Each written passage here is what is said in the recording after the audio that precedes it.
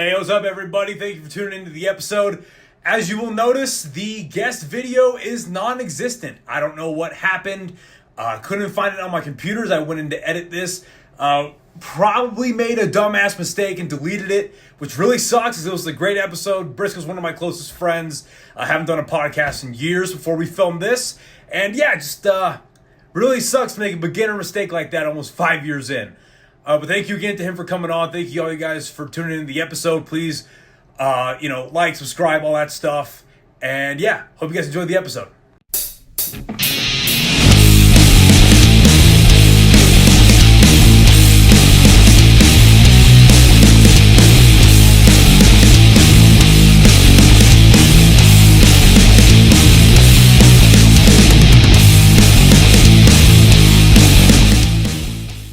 All right, so your friend's getting sauced. Yeah. Okay. So, I'm getting a new job. I'm like transferring over to a new station because I work as a paramedic. Yeah. And so anyway, so I was like calling him up just because flying out there and stuff. There's like some fucking airports and shit you want to avoid and whatnot. So he's like, yeah, dude, fucking avoid this airport like the fucking plague. Just don't even fucking touch it. And then so he like told me something like that in the past. And so whenever like new things are coming up and like prepping and all this other shit, getting him on all my fucking just everything, like moving to a new location. Whenever I was like prepping for that, I was like, oh, let me call him to make sure I'm like flying to the right place, right? So keep going. I'm gonna lower the AC. You're good, just so it's not blasting. But keep going. I can hear you. Keep going. Yeah. So anyway, so I get with him, right, and I like text him, and I was like, hey, dude, like, just let me know like when we can talk or whatever. And so he hits me back up, and he's like, hey, bro, just want you to know, I'm pretty fucking sauced. And mind you, like, credit where credit's due. I already knew that he was going to say something like that because whenever I got on the phone with him, he's just blasting Bad Bunny in the background. And I'm like, all right, okay, this is pretty, I already know he's a chill motherfucker. And then he's fucking blasting Bad Bunny in the background. And then he's just like, hey, dude, I just want you to let you know I'm pretty fucking sauced. So, like, just take everything I say with a grain of salt. And I'm like, hell yeah, dude. So, anyway, yeah, dude, good to be back. Dude, I think this is the cheers. Yeah. Cheers. God, it's good to see you, bro. Yeah, it's dude. good to fucking see you. I think this is the longest, like, span in between guest appearances. Yeah, because you were like episode 9. Yeah, I think I was single digits, if not the 10th. Cool, because I think what happened is that's back when I was having some hardware issues, and and for some reason I had to put yours out. Yeah, I had to put yours out in 2 parts. Yeah. And so you're like 9 and 10. Yeah, something like that. Yeah, I mean, ours or was 8 also, and 9 or something like that. It was also super long, too, because it was just me and fucking Josiah just shooting the shit the whole fucking time, dude. So, oh, dude. And yeah, I mean, speaking about him, he's up in fucking Fort Collins now. He's doing good. He has a girlfriend and shit. So, how are you doing? Oh, dude, don't even get me started. Still a black cloud like always, dude. I'm surprised my fucking engine didn't blow, a fucking piston. So, know what? Whenever I needed an oil change before I came down here, right? And I was like, can I make it to San Antonio where my wife is? Like, I could probably push it. Like, my truck has like 50,000 miles on it, right? Like, it's still pretty fucking new, right? I probably could have made it. I just crossed 210 on mine. Yeah, fuck that, dude. Fuck that. So I was like, no, I'm not going to take the chance. So before I even drove down, I was like fucking sitting in like Jiffy Lube, just change it, dude. Like, because if anything's bad, it's going to happen when I'm fucking driving down. Because whenever I moved to Colorado, I had fucking 3 days to move because my fucking new boss didn't fucking let me know about it. And so I was like, fuck. I packed all my shit up. So I was like brand newly married. And I was just like, hey, I'll see you when I see you. Fucking bye. And then left the wife. And then it's like 2 a.m., like 2 hours south of Amarillo, and I feel like a jerk in my trailer, and I look back and there's fucking sparks and shit, and I'm like, fuck, dude, I probably have a flat. I pull off to the side of the road. It's definitely a flat. I'm like, who fucking cares? Like, I'm gonna call U-Haul, whatever. So I call U-Haul. They can't see me until like 6, 8 in the morning. Well, I'm on the side of the highway. Every fucking car that drives by just so I didn't fucking sleep at all. Finally, U-Haul calls me, and they're like, yeah, well, you can come pick up a trailer in Amarillo. And I'm like, I'm not.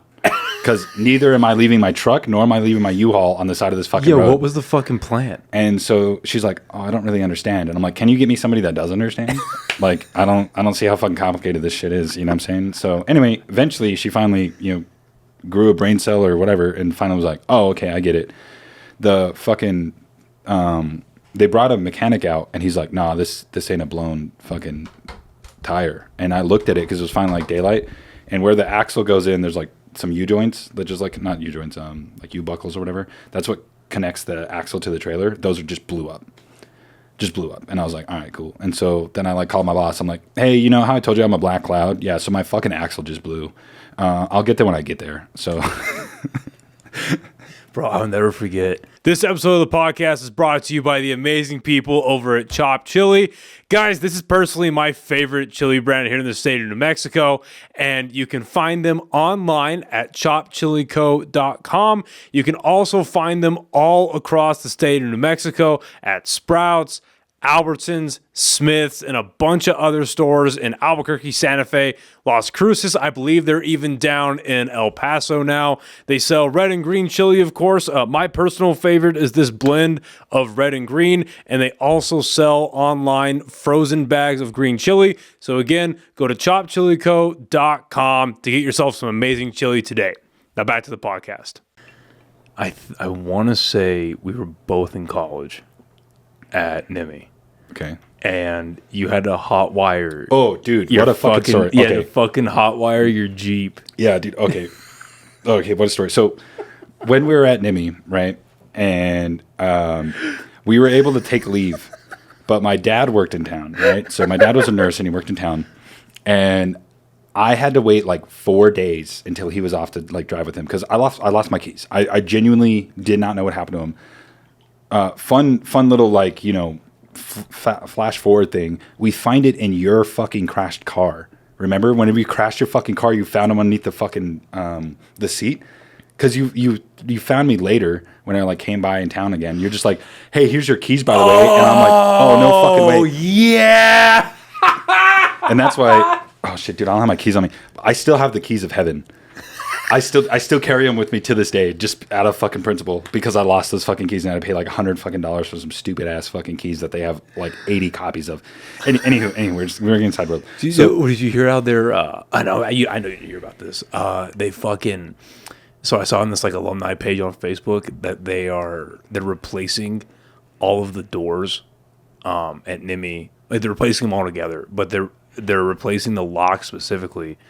They're all gonna have key cards now instead of keys.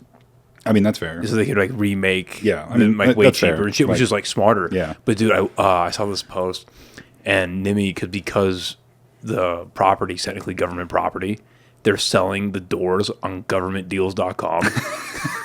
Dude, check this shit out. Dude, let's fucking bid for heaven. or let me get my rat room. Watch. So if you go to govdeals.com and then all you have to look up is cadet doors. Fucking, where is it? $14. Does that include shipping? I mean, does it have the plaque on it still? Or is it just the door? Oh, no, okay, it doesn't fucking matter. I'd love to get my plaque.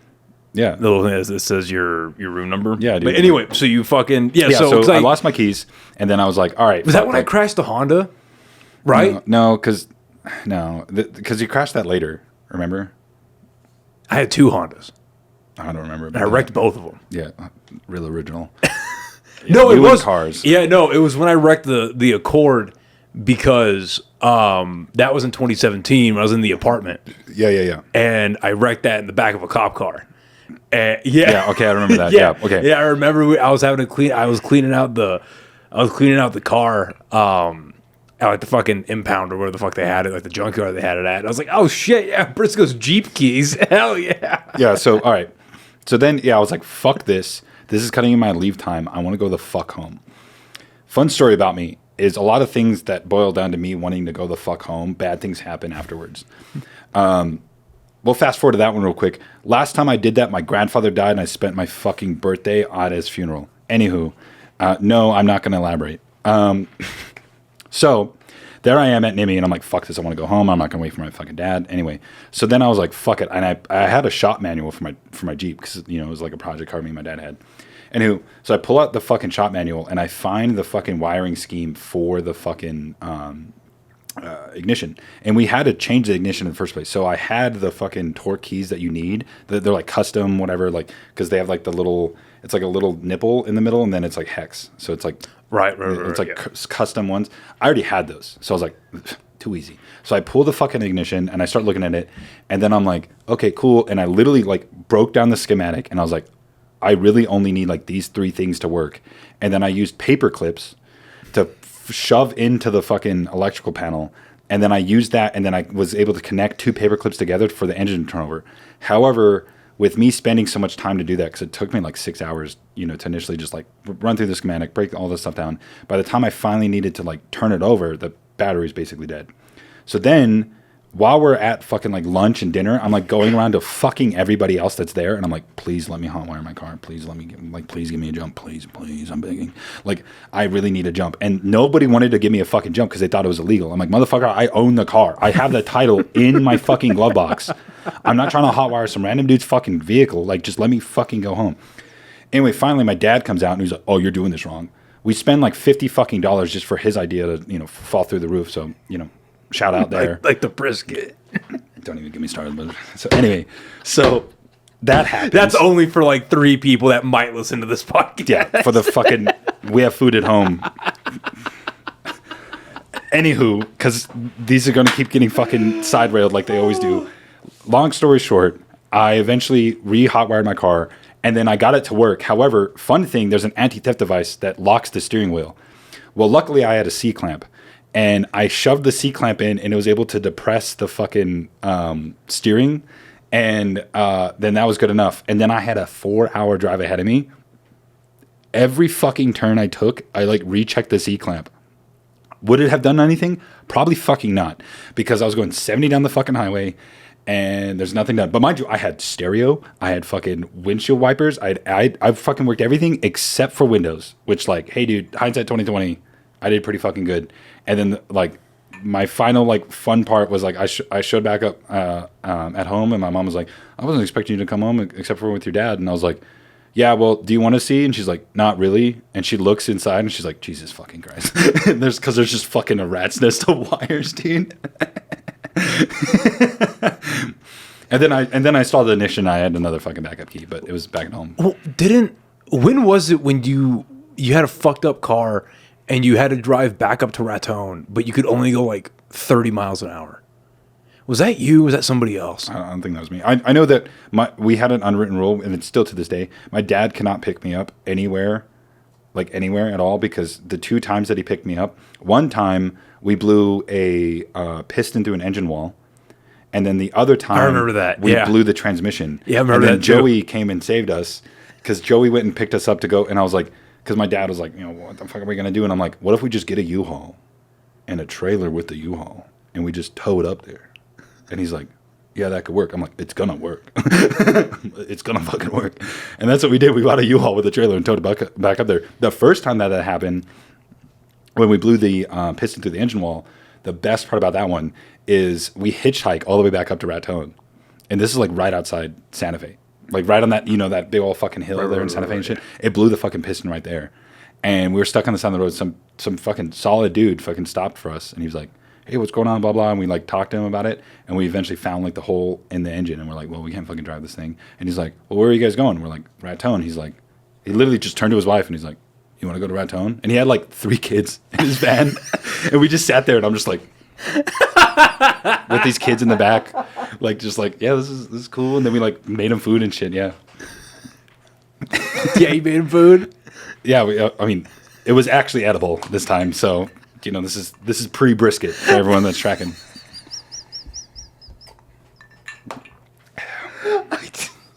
For the brisket story, just like, because I can cut this super quick. I'm laughing just because I remember them taking the brisket out. I'm not even drunk yet. I just remember them taking the brisket out and trying to cut it.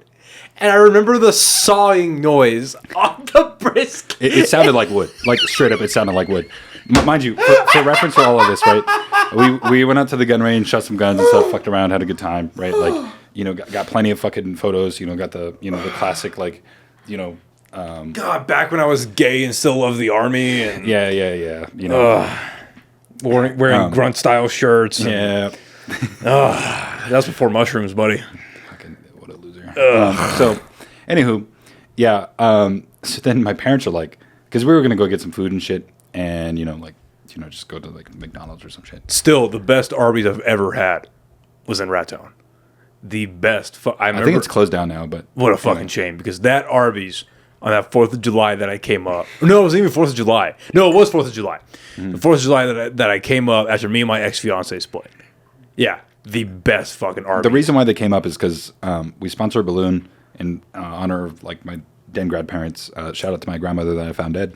Hey, fuck the audience. Talk to me. Yeah, don't talk to shout out to them. To you. Yeah. For like the 8th time that you've heard that fucking story about me finding my grandmother just fucking ripped up by the dogs and all that shit. And my mom's like, call 911. And then I was like, big brain move. I was like, I don't know how to call 911. And I pulled her from that fucking environment. Because how old were you? I don't know, like 11 or some shit. And then, so we're going to keep you getting sideways. So fucking call me back again, and then we can just like make a note of all this shit. But anyway, so yeah. The brisket.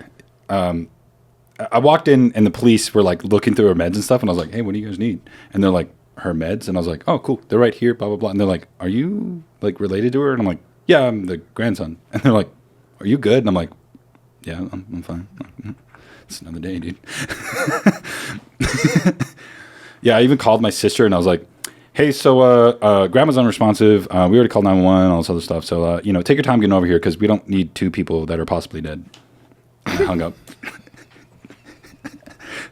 Empathy is not... dude, I understood empathy when I was like 19 years old, all right? Like, it took me that long to like finally like fathom. I was like, y'all have like understanding other people's feelings? What the fuck do you fucking mean, you fucking pussy, dude? Get back to the fucking brisket. So brisket, right? We're up there to fly hot air balloons, right? So we're up there, do that, whatnot. It's a cool experience, don't get me wrong. It's very cool, it's very like surreal. You're literally just there, chilling, right? And then they fucking hit the gasket and you're like, ugh. We have a big history with it. We've been doing it like as long as can remember, right? Like I was apprenticing to become a balloon pilot, but then that guy died from cancer. Again, filled with this, right? I can go all night long. And so anyway, we brought them up there so they can fly some and get some practice and whatnot. Or well, not practice, just experience. Anywho, so then we get done with the gun range and we were going to go get some food. But then my parents hit us with the ultimatum of just like, but we got food at home. And I know, like, they've made good food in the past. And I was like, sure, right, whatever. So we go there, and we pull the brisket out. And like he said, we went to go saw on that thing, and it was like fucking cutting through wood, dude. Like, that shit was the driest, fucking worst brisket. It's like they made it. It was blacker than this mat. Yeah. I don't even know how that's possible. It's like they made it 3 days before and forgot about it. They just left it in the oven. And they didn't make anything else, right? Like, it's one thing. That was it. There were no, like... If you made, like, mac and cheese or some other shit, too. I'm not a picky eater. Like coleslaw or some shit. But there were no sides. Yeah, there's no... It was just this, like... And, oh, my God. Brittle piece of 2x4. The brisket was half the size. Either it was a fucking... it was a dwarf cow, or it was a fucking... Just... Anywho, so then, as we cut through that, we do, like, one cut through it, and I look at them, and I have, like, the most real fucking thing, and I'm just like... If my parents watch this, sorry. Fucking, I'm sorry. But I was like, hey, so Dom's wedding is going to be a fucking day early. All right. Like, and we fucking left that same day. And we just straight up lied to him. We're like, yeah, Dom's wedding's happening early. We got to show up early. I don't know. I'm saying, I don't make the rules. He's the fucking groom. We're the fucking groomsmen. You know what I'm saying? And so we fucking dipped. And I still have the photo somewhere of just Joey eating like, just fucking like Pringles or some shit. Joey's definitely the nicest out of all of us, and he tried to eat some, and it just... Yeah, it was dog... And he's like eating like crackers or some shit, and I have a photo of him of like, finally some delicious food. Some real gourmet shit. It was... Oh, what a fucking... What a great time. Do they still do Rendezvous out in Raton? Yeah, is that still a thing? So not a Raton. I'm not going to get into their business, but he sided with the wrong person. I'll say that much. And then he now doesn't go to that Rendezvous in Raton anymore. Oh, so there's like multiple Yeah, there's rendezvous all over the place, dude. So he went up to one in like Colorado, I think, not long ago. You don't have to say names, but what happened to the Raton one? That was like a big thing for you. Dude, before you get into that, I'll be honest, it was like a week ago. I was bored as shit. I was watching something on TV and I just kind of tuned out. And I was like, and I went on Facebook, I was like, who am I fucking, like, what's going on? And I pressed my friends list, and I was like, fuck, I'm just gonna look at like my analytics and stuff like that. So I looked at my friends list, and you'd popped up like one of the first people on my friends list. I was like, fucking Briscoe. I miss this dog. Don't put too much. I'm gonna put a chew in. I've learned now that I can't drink too much and then throw nicotine in because I just fucking hurl. I don't know what happened. Anyway, especially if I fucking smoke too. Oh, it's awful. Anyway, but thank you. I went through your fucking pictures, and there's like the last picture of you before NMMI is when you have this like giant Jew fro. Like this giant Is a Warhawk. Jewy... Let it all be known. No. I'll pull it up. This okay. Giant Jew fro. And you even got like the Jew hairline where your fucking big ass forehead. And it's that and then NMMI. And then it just goes downhill from there. What's funny is there's actually some other ones. And angrier and angrier. There's actually some funnier ones that I think you overlooked. There's two of them. One I can kind of speak on. The other one more, of course. I still have this as our background, by the way. It's the photo of beautiful us with OG shit, dude. Yeah, OG fucking. What was that must have been December of 2020. That had to have been. Yeah, so like I did a triple mohawk one time. You see and that? then I did like an actual mohawk. Jesus Christ, you had so much hair. Yeah. So I used to have a lot of hair. Like, fucking just long as hair. I donated twice to Locks of Love. God, you played Black Ops 1 once and was like, you know what? That's my whole personality. For what? Which one? This one. So no, that's the colors from. They were black and gold. Yeah. See, so you just go from that freedom to fucking kill me. Yeah, and then what's funny is I can't get tagged photos. I'll have to scroll through my page. But so some of the tag photos. One of them is it actually came up on like the hey, a year ago or whatever, right? Like year recap thing. Yeah. One of them, because I used to, this every time I fucking came on leave, I fucking and I like came back to see you guys, I like fucking cut a mohawk in. Yeah. But I had one like that because when Rendezvous, like fun side note about Rendezvous is that they eventually like they can give you a name, and it's just like it's a very symbolic thing of like when you get a name. So there's a girl named Moon. She got her name because she got really drunk and she was leaving. They're like, hey, where are you going? And she just turns around and fucking moons everybody and just leaves.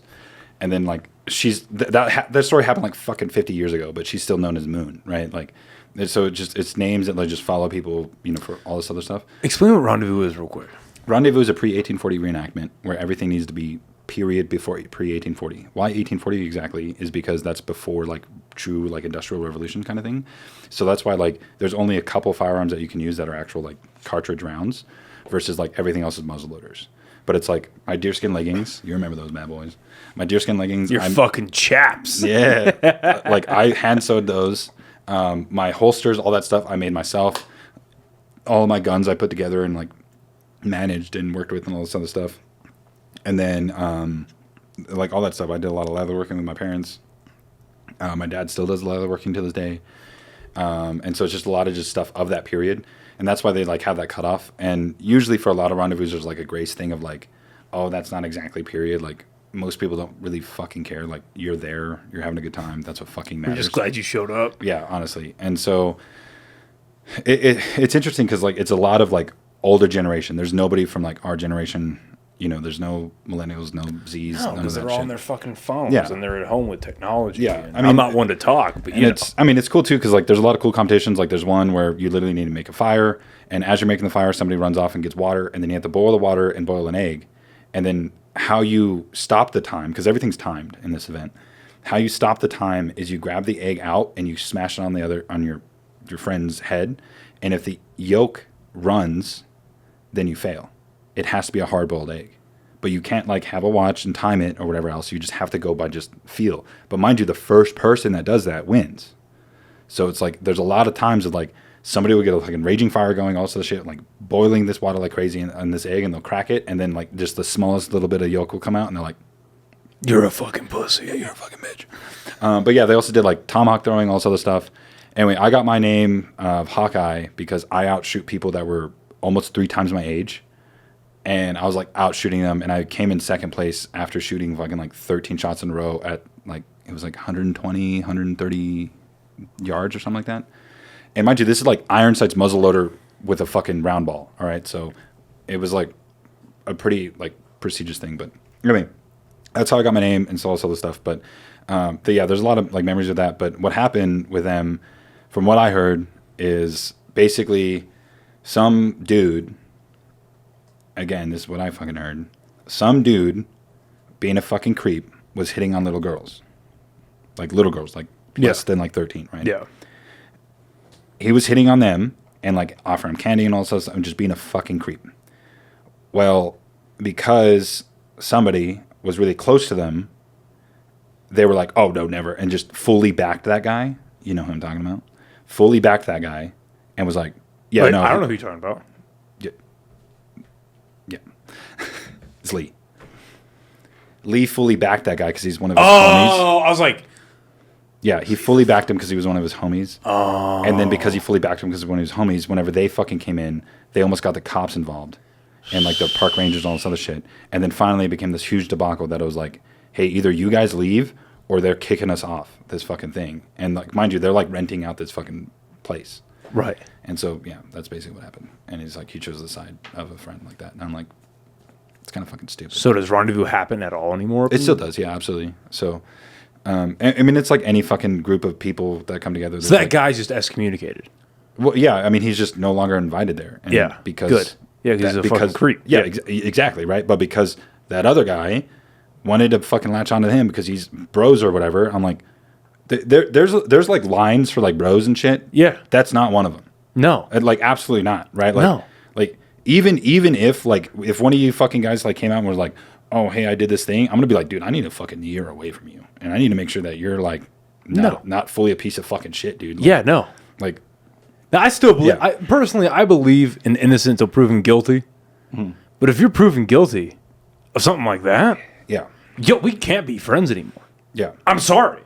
Yeah, like, we can't. Yeah. Like, I'll talk to you in passing or something, but I'm not going to No. Like, this is my fucking homie. Like, no, dude, in passing, it's on site. Okay. No, it's on site. Yeah, I mean, you have to remember this is small town America. No, fuck that. You fuck kids, bro. Okay. Yes, I'm not, okay, for all fucking intents and purposes, I'm not fucking defending a fucking pedophile here. I swear to fucking God.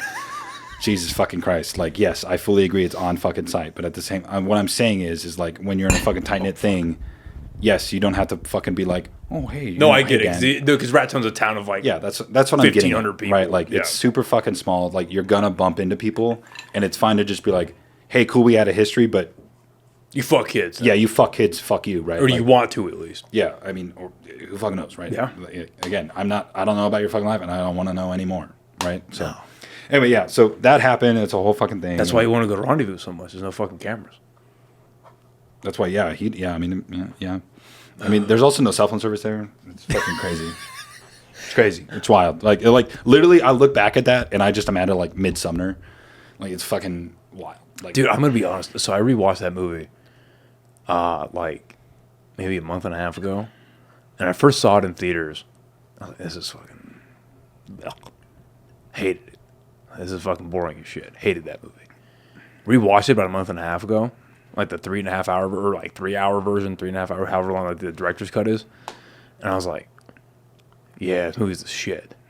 This movie's actually really fucking good. Yeah. This movie's really good. I like that and it's intentional, I think. The director doesn't completely make you side with the cult, but they make you like root for Danny. Yeah. And you're like, oh yeah, no, she's got her family. Fuck yeah. And you have to make like a conscious decision to be like, oh no, she's with a cult now. Yeah. Like, this is not good. Mm-hmm. But your natural instinct is to be like, yeah, she has her family, fuck her boyfriend, her fucking friends are assholes, he peed on the sacred tree, da-da-da. That's a great fucking movie. Have you seen Beau's Afraid? I've not. You should fucking check that out. I want to know what you think about that movie. It's 3:15 or so, and it's just an anxiety trip with Joaquin Phoenix. It's beautifully made, crazy set design, crazy cinematography, like great, really, really well made. There's like a 20-minute section in the middle where it grinds to a screeching halt, and it just gets boring as fuck. Like, I just remember being in the theater like, what the fuck? Like, I want to leave. It was so bad, but then it picks back up. That's a great fucking movie.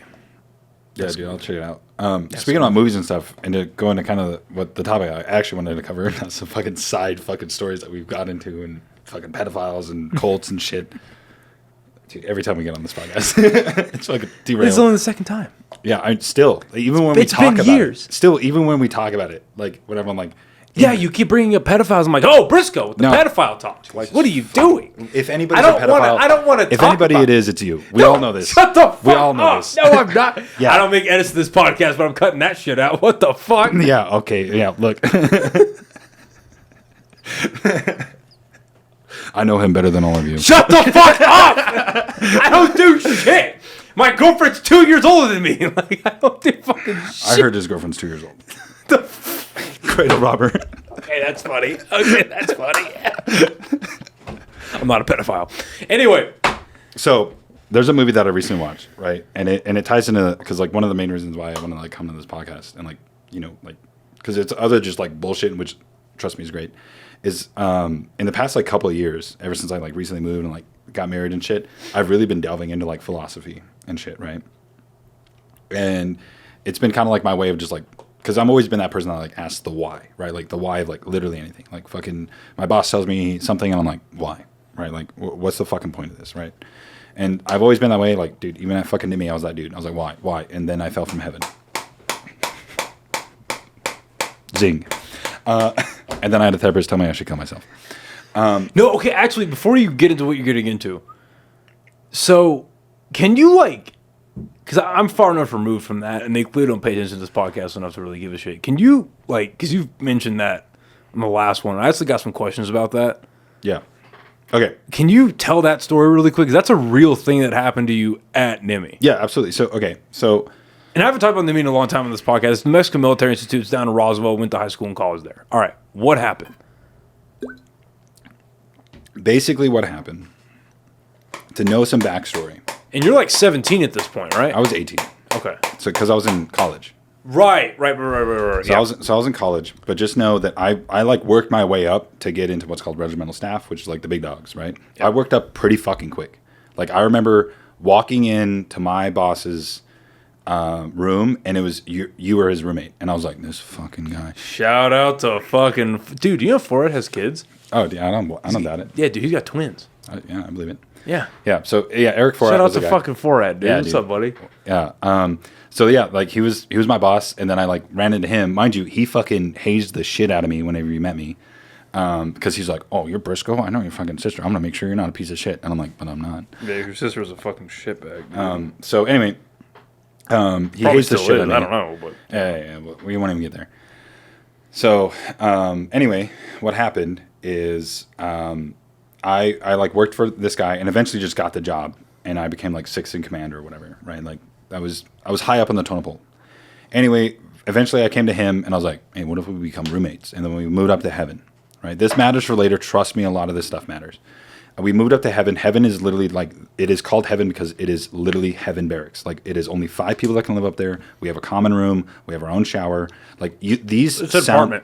This sounds so fucking simple, but when you have nothing, I swear to God, when you have fucking nothing, and like the best thing is midnight chow, like, dude, like, or fourth meal, whatever the fuck they call it. Yeah. Fucking, anyway. Dude, the thing about it's funny because I'll be honest, I had one like 2 nights ago.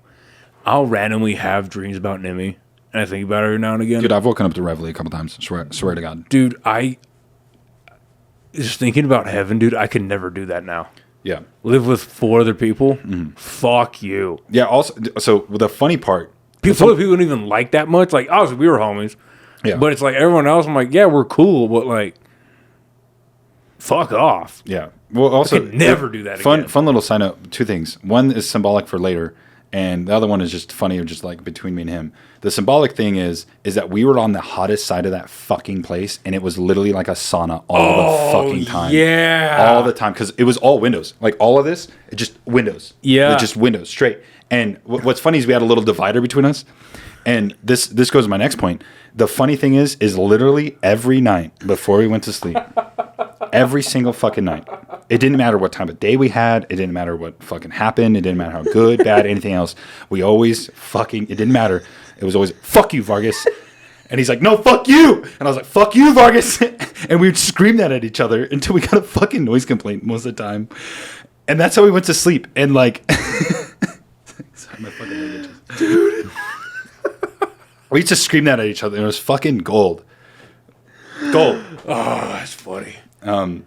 Yeah, so you ended up seeing because it wasn't even a So no. real shrink, was it? So basically, long story short, counselor. I was like, I'm having this issue with the people that I work with, and the only way that I saw fit to fix the issue was to fire everybody and then rehire everybody again, right? Like just a complete purge. And it wasn't like, oh, I'm segregating out people or I'm choosing favorites, blah blah blah. It was like 100%, no matter how good, bad, X, Y, Z they are, I'm firing everybody. And then I'm going to restart anew. And I did that in front of the entire fucking Corps. And I still stand by that. To this day, still stand by that. Should I have fucking asked for more fucking resources and references? Absolutely. But whenever I took fucking command of that, they were like, hey, you have full autonomy of this. You're 18 years old. Who gives a fuck? Exactly. So right? What happened? So after that happened, the commandant's like, fuck you. You're demoted to private first class, which is, big deal. I went from 6th in command down to literally fucking nothing. And I was like, fuck, all right, well, like, can I at least, like, I don't have to sit on the board for the dude, but can I at least, like, show the dude what I was working on? Because, like, I had a fucking good system, and I, like, made it good.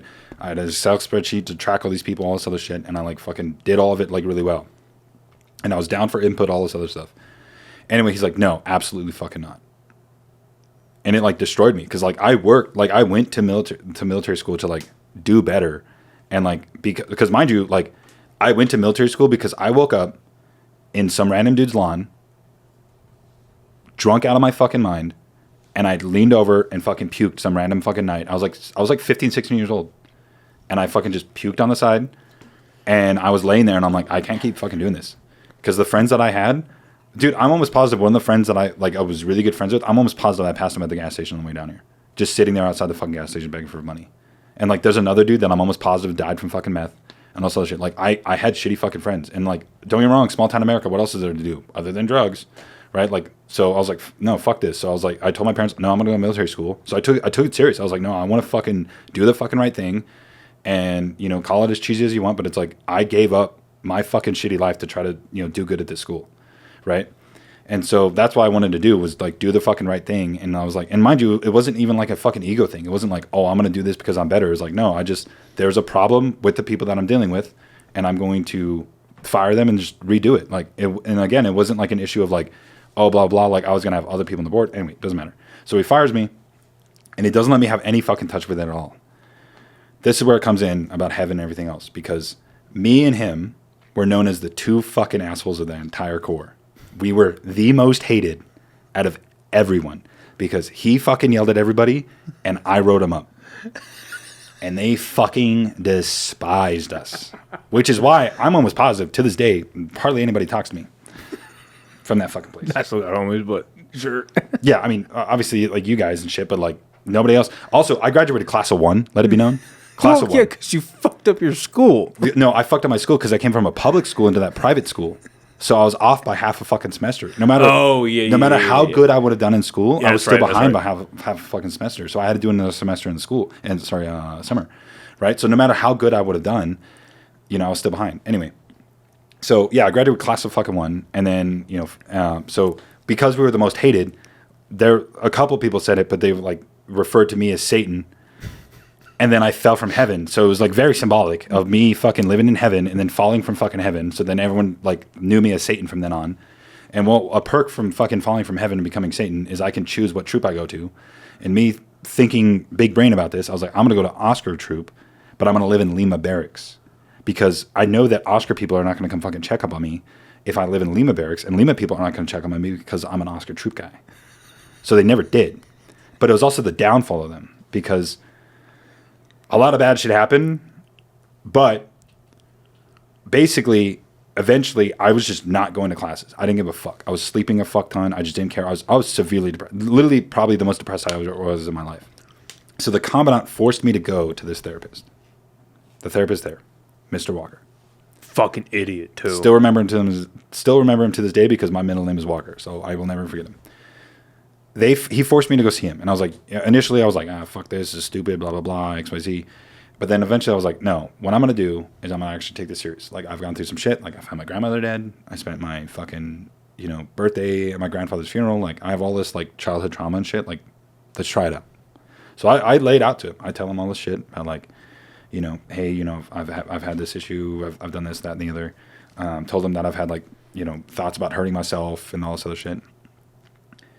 And he looks, if after like 2 weeks, he like looks me in the eyes, and this after like I've like cried there with him. I've like I've laid everything fucking out, right? Like, and I felt like pretty like very vulnerable, very fucking like relieved that I'm like getting some of the shit off my chest.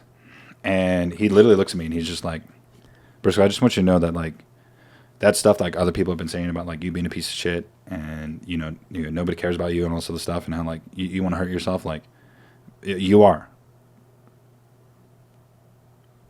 And he's like, yeah, like, those thoughts that you've had about, like, wanting to kill yourself and stuff like that, like,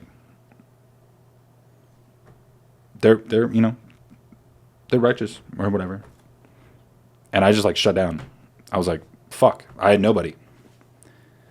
Nobody, right? Because me and you didn't really talk because you were too busy with, like, regimental stuff, which I'm not saying, like, is a fucking issue. Like, hey, you're busy doing your shit, and there's college, too, right? Don't get me wrong. Like, it wasn't just core shit. Like, there was all that stuff. And I was also very drunk most of the time. Yeah.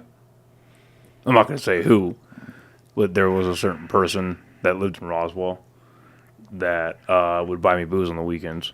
I just drank every fucking weekend when I was up there. That last semester, I was drinking every fucking weekend, dude. Yeah. So, like, we were both going through our own shit.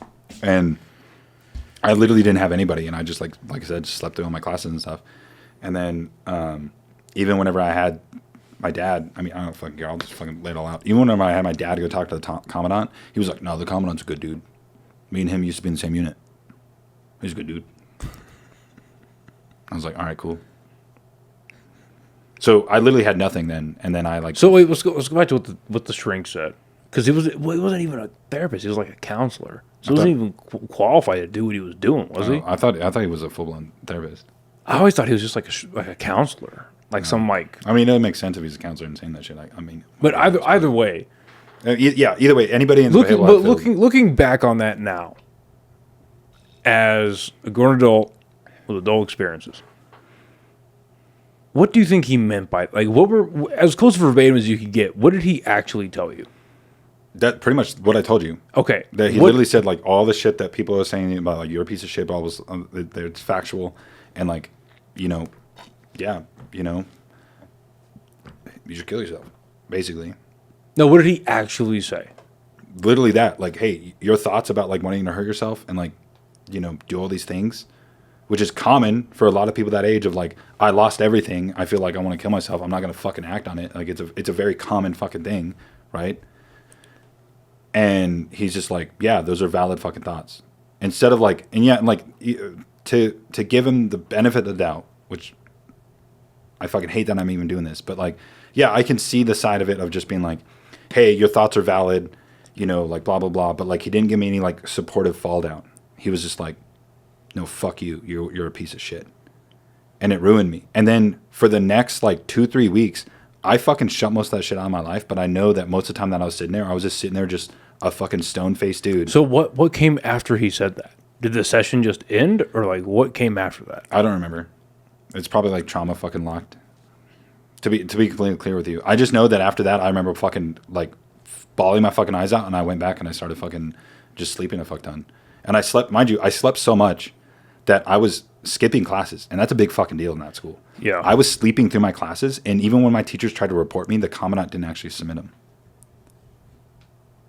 I could have been kicked out of that school for disciplinary charges, but I never did. Do you think he was trying to help you out? No, absolutely not. Then why didn't he want to submit those things? Because my fucking thought is that he fucking hated me that fucking much that he was keeping me fucking around. Like, I know this is like, obviously a very fucking one-sided thing, but it's like, dude, my dad went to go talk to you. I even fucking said, I don't want to talk to this fucking therapist anymore. All this other shit. I'm sleeping through all my fucking classes. I'm not doing good in fucking classes. I don't give a fucking rat's ass about any of this shit. Why the fuck wouldn't you kick me out for disciplinary charges? Why not? He saw something in you, I think. Yeah, well, congratulations. You made me a fucking spiteful little bastard. Well, I'm not trying to think of like glass half full, but I'm just trying to think like kid's going through a lot. He fucked up. We punished him. But he's going through a lot. Maybe he'll come out of this. That's where my brain kind of goes. That's putting a lot in one basket, dude. Especially for a fucking kid. Like, it's one thing to be like, hey, some 30-year-old just went through his fucking divorce and he's trying to get custody of his kid.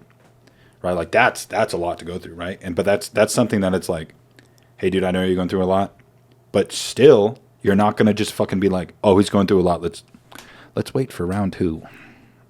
No, you're going to be like, hey, dude, I know you're going through a lot. You still have shifts and shit, but if it helps you, I'll take you off from, doing the cashier job and you can just help restock or something, right? Like, you want to. There was no follow-up. There was never any follow-up. That's your problem. Yeah, I mean, there never was. Like, dude, even if you set somebody, right, to be like, hey, I know this dude's fucking falling down, right, and I'm gonna fucking watch him fall and eventually get to the point, you have to give him a cushion or they're gonna fucking splat. And he fucking watched me splat. You think that was a good thing? And here's why I asked that. Because I think back to... Because those are like the formative years. Mm-hmm. I think back to that time at that school. And, I enjoyed more of it than I didn't. I mean, I was a shit student. Couldn't care less about classes, and I just want to do the bare minimum so I can hang out with my friends. All through high school and all through college.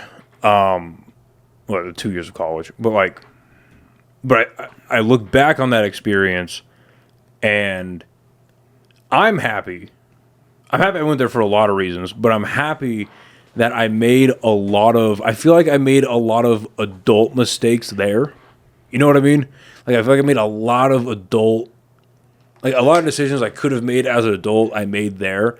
And it's like a weird... It's like a weird... Like, people definitely, if you fuck up enough and you like actually commit a crime, like, you're going to get arrested and fucking taken out of the school. Like, that does happen. But, I made a lot of adult mistakes there where I'm glad I made them and learned them as a kid. Because, even if you're a college student, you're still a kid. But I'm glad I made those decisions there and made those mistakes there, so I learned from them and didn't carry them into the real world. You know what I mean? And I was allowed to fail a lot when I was there. Yeah, but that's what I'm getting at. But that's what I'm saying. Like, do you what I'm getting at. That was a good thing? So, it's a good thing in the sense of like where I am now, but it fucked me up. Everyone, like, yeah, I fully agree. Like, it was a good spot to just learn how to fucking be an adult and like do your fucking laundry and understand to be accountable for yourself and all this other shit. Fucking great for that. But the one fucking time I step out of line, I get fucking burned and thrown out of heaven. That's what I'm getting at. Right? Because other than that, dude, I did fucking everything else. I did fucking Precision Air Squad. I was the fucking guy in charge of Civil Air Patrol, and I won fucking one of 50 awards. I was the top guy in New Mexico, right? I did leadership awards. I had fucking every award you can get in that fucking school. I did honor guard. My fucking prom date was that fucking mat. I chose to march on a fucking plastic mat that was retired from the Two Minute Unknown Soldier instead of going to some fucking prom. You see what I'm saying? Like, that's what I'm getting at. That's like, yeah, like, and then obviously, yes, like, in this little, like, fucking telescope that we're looking into NMMI, like, yeah, well, who fucking cares, right? But it's like, that was our fucking lives. It was, but then you look back on it as an adult, and I mean, you make a big mistake at your job, you get fired. Depending on what job you're in, people could get hurt. There, you just kind of lose stuff. It's like, all right, oh well. Yeah, but you know what I mean? I get what you're saying, right? Like, yeah. And while you're in it, like my job right now, yes. If I fucking like found some dude and I fucking sedated the fuck out of him, and not even sedate him, you know what? I just find some fucking dude and I fucking paralyze him and I don't even sedate him and I just watch him fucking die. Yeah, dude, take my fucking license, right? Like that's fair. But again, right? Like what I'm getting at is that the entire point of that school was for people to fucking learn and fail, and that systematically had a process to be able to allow people to fucking try things and fail, and then we recollect and we move on. Right, but the consequences need to match, because if they don't, then you learn that you can make mistakes and get away with it. Okay, so what happened to all the people that got caught with fucking drugs and then they were able to keep their rank and do everything else in that school? Fair enough. What happened to all the people that got drunk, including yourself, that didn't give fucking account for? I never got caught. Right, exactly. Right, so it's like there's stuff like that, right? Yeah, no, I agree. It's what happened to all the people that fucking cheated on all their tests and did all this other stuff, right? Like, No, I look, agree. I'm not fucking expecting fucking rapture to fucking happen and fucking everybody to be purged from the fucking a cadet will not lie, cheat, or steal, nor tolerate those who do. Like, I don't fucking care, dude. What I'm getting at is like, I literally had somebody tell me that I should basically kill myself and fuck you. And even whenever I tried to be like, hey, dude, like this guy's fucking me. I'm depressed as shit. I'm not showing up to classes. The main part of that school is it's a fucking school. And I'm not even showing up to fucking school. And you're just going to let me fucking coast that out? That's a fucking I see what you're issue. saying. Like, they let you slide on that, but then nothing to, like, guide you. They kind of just let you slide. Nothing. They didn't give a fucking rat's ass. That's what I'm getting at. I see what you're saying. Right? Like I'm just trying to play devil's advocate a little bit. You're good, right? And that's valid, right? Like trust me, it leads into what I'm getting into in like philosophy and shit. Is like that's very fucking valid of like looking at everything and like the glass is half empty, the glass is half full, like all this other shit. Like that's completely fucking fair, right? And obviously I'm biased because I fucking saw it in my point of view, and this happened fucking 8 years ago, whatever the fuck. Why do you hold on to it? What do you mean? Why do you? It's clear you think about it a lot. A little bit at least. Because why do you think about it a lot? something I'm not going to cover on this podcast, but I will roughly cover it, is because whenever I did that, after I went to my dad, right, who was at the time somebody that I looked highly up to, right, he was my father figure, all this other shit. Whenever he went to the commandant and said, oh, it's not that big of a deal, blah blah blah, like he's a good dude. Like when I didn't even have the back end of the one dude that I trusted, I didn't have anybody. And then including, and you know the rest of the story, and I'm never gonna fucking say this on the podcast, but I did have somebody, and I eventually learned that person was not real. Yeah. No, I remember that. Right? Yeah. So like, okay, all of my backing that I would have, right, of like anything, I didn't have it all. And it left me to fucking just in shambles. Yeah. And what I'm lucky about... Yeah, that last... I don't want you to explain that last part, but like, yeah, that's big. Yeah, I get that. Oh, shit. Yeah, I totally get that. Like literally, like, dude, and that's literally the simplest way I can explain it. And again, I'm never going to fucking say it. No, yeah. I don't But want like, you to. it literally was somebody that I believed was something, and they weren't. And it was the one person I fucking trusted. The one person that was there for me, that talked to me and all this other shit through it. And then it fucked me up. And so, yeah, like... Yeah, dude, I went into a fucking major fit of fucking depression. Yeah, that's fair. And I had nobody, because nobody wanted to talk to me because I was a dude that fell from fucking heaven. Nobody checked up on me. Nobody cared about fucking following up with me. So yeah, I was like, and that's why I truly say that, and that's why I think about this school a lot, because NMMI was the best and worst thing that ever happened to me. And until I have something else that can take that cake, which I fucking hope not, because dude, I'm telling you, that was the lowest part of my fucking life. And Thank God it happened early. The only way I got out of it is because I said, fuck this, I need a way to recoup. And I got a fucking job at the state park, and I went and lived in a teepee. And I was away from electronics and all this other shit. All I did is fucking weed eat trails, and I just vibed. Right? Like, that's what fucking helped me reset. That was such a great detox after me and my ex split. Yeah, you coming up? Fuck yeah, dude. That was such a great detox. I'll never forget that. Yeah, so like... And then a lot of these things are like, bottled up and dealt with and all this other shit, because it's like, I'm not going to fucking talk to anybody. I'm not going to do all this other shit. So then, I get a fucking job in Alaska, Yep. right? I'm fucking dealing with seasonal depression, all this other shit. And like, don't get me wrong, I liked Alaska because during the wintertime, everyone's depressed, not just me. Right? So it's like, oh, fuck yeah, dude. So you mean that like motherfuckers are also going to feel what I'm feeling even half of the year? Fucking sign me up, dude. So it was great. I loved it. And then you guys eventually reach out to me and you're like, hey, dude, like you've been having these problems with like sleeping and all this other shit. Like try to just, reach out and get some help about that. I go reach out, try to get some help with that. And they fucking diagnosed me without telling me. They diagnosed me with things without fucking telling me. And food for thought, the only thing you can diagnose somebody without telling them is schizophrenia. And that's wasn't what I was diagnosed with. So here I am yet again, like reaching my fucking hand out, hoping for fucking help. And I get fucking burned. You know what I mean? It's like I get. How'd you find out you got diagnosed with something? Because they fucking, before I could get my new job, right? Like before I could like transfer into this new job and like go be a paramedic and stuff, I needed to do to prove them that I was like fit. And they pulled up my fucking record and they're like, oh, you have adjustment disorder and sleep anxiety. And I was like, what the fuck? Adjustment disorder? Yeah, I was like, what the fuck is that? I was like, what?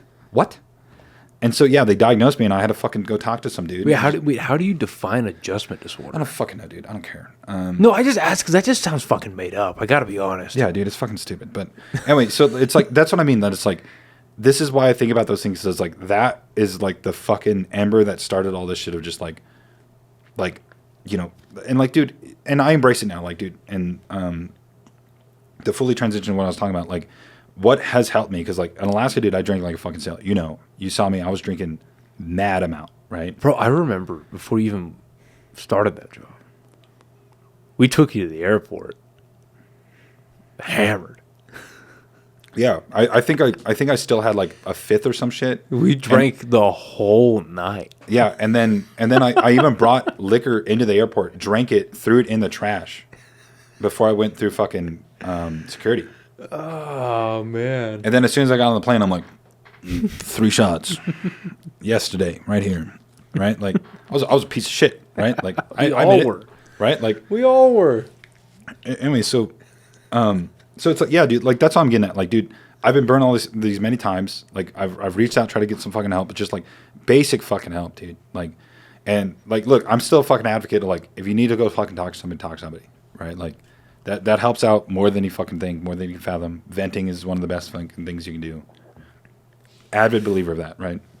But like, what's helped me is after I went through school and became a paramedic and all this other shit and went through that, and I met my wife, I was like, I need to lock the fuck in, dude.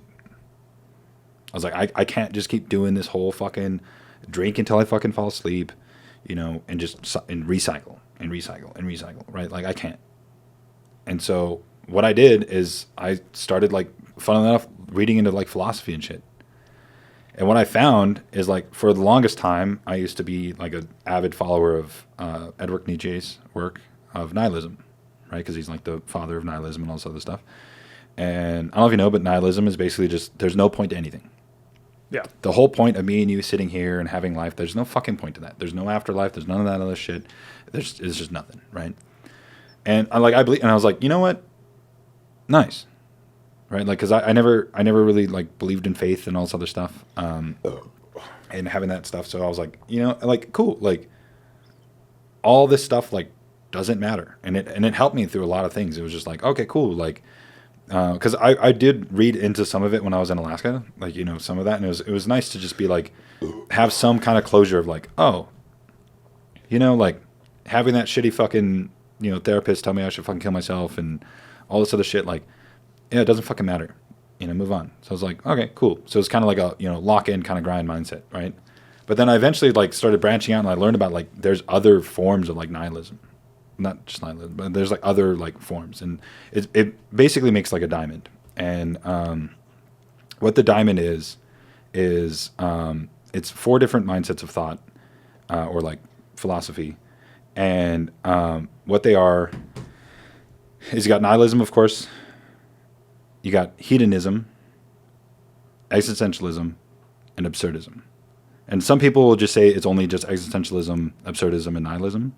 But to break down each one of those, existentialism is the point of me and you here is to just exist. The point of life, the answer of what is life is the point of life is just to exist and to just enjoy existing, right? I thought existentialism was like there are things bigger than you, but you can't control them, like an existential crisis. I mean, yes and no, but it's like you're still gonna enjoy you, right? Like you can't control a fucking flood. You can't control any natural disaster, but you're gonna enjoy what you have, and you're gonna enjoy existing. A nihilist would look at a flood and be like, "Yeah, well, it doesn't matter anyway." But then the other side of that, because mind you, hedonism is literally just like fucking party, take ecstasy all the fucking time, and have a good time. Yeah, like that's. I mean, hedonism's pretty easy, straightforward, but it's like there is like a like a kind of like, hey, by the way, you can go to hedonism and just be a fucking glutton, a degenerate. Yeah, sure. Yeah.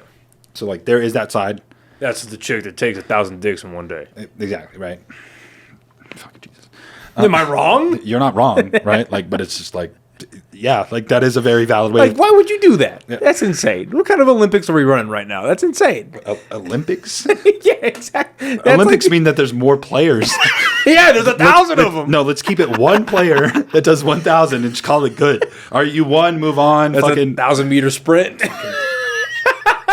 Fucking 1,000 pump chumps. That's what it is. That's like, insane, dude. Well, I was hanging with my chick today, and she was telling me about how that girl for Father's Day, she was trying to do 2,000 in one day, and we broke it down. I broke down I broke down the math, and I was like, dude, it came out to, if it was a steady pace and a steady cadence, just ba-bam, ba-bam, ba-bam, ba-bam, 24 hours straight, no breaks, no nothing, not going to the bathroom, not eating, just literally just tied down and just taking cock for 24 hours straight, 1minute 38 seconds per guy. That's it. Yeah.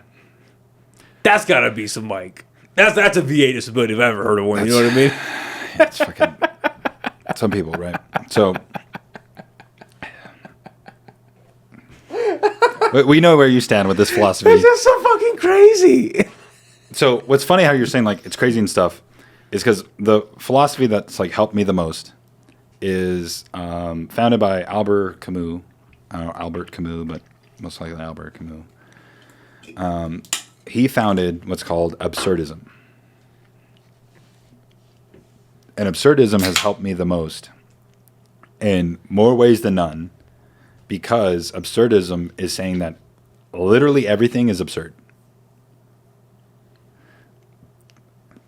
You mean to tell me that fucking millions, billions, fucking whatever years ago, some fucking thing was like, yeah, I'm going to blow up. And then it just blew up. And then it formed together, made some fucking earth-shaped thing, sphere, and then made some fucking life. Let's assuming that's real. Yeah, true. Okay, sure.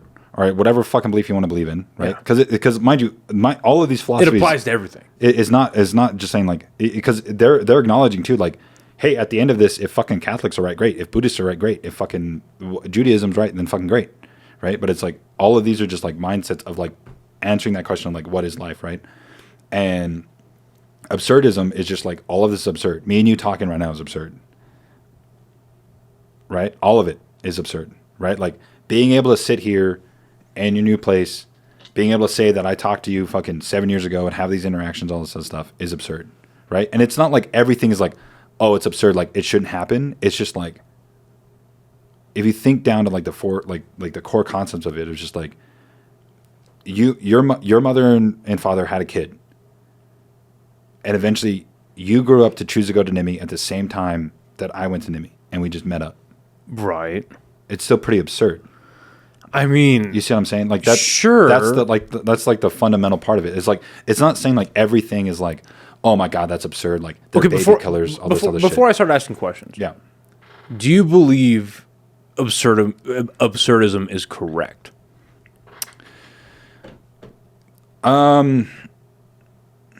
Like okay, let me rephrase that. I was just saying. I'm just thinking about like it. Is that the right way to look at life? It's because helpful and correct aren't necessarily the same thing. Yeah, I mean, so that's the cool thing about like looking at all these is that like if you're an absurdist, you may not be an absurdist forever. You might like be a hedonist for a while and just be like, fuck, I'm gonna get plastered drunk and have a fucking good time. Who fucking cares? And then you can transfer over to the nihilism and be like, well, none of this matters, so whatever. And then so you can bounce around these different things. But to answer what you're saying about like, do I think that it's like it's helped me a lot. So if I make it through my whole life and I learn that like, oh, absurdism is like the way to go, then great. But if it's not, I'm also cool with that. And that's what I've been finding by like looking into philosophy and like researching this stuff, is that a lot of philosophy isn't about being right or wrong.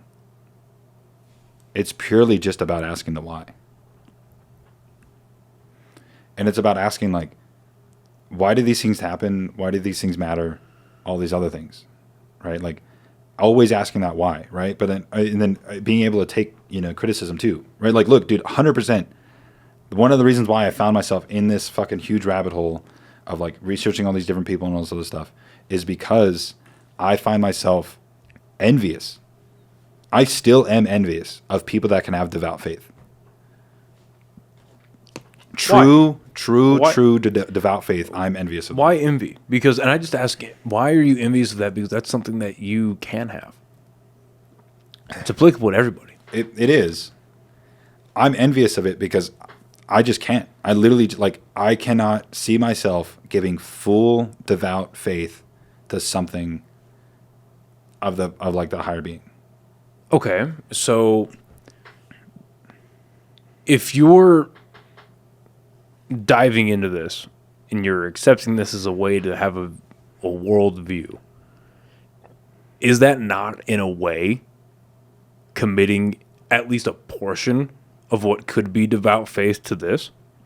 Yeah, it could be, but what I mean by devout faith is like devout faith into one distinct thing, like God, all the different, Right, but that's what you're doing with this. Yeah, I mean, you're so you are capable of so like some of it, yeah, but what I mean is like I'm also still switching between like nihilism. Well, I'm saying the the structure, the 4 points of it, or whatever it is. But that main structure, right, defines all of us.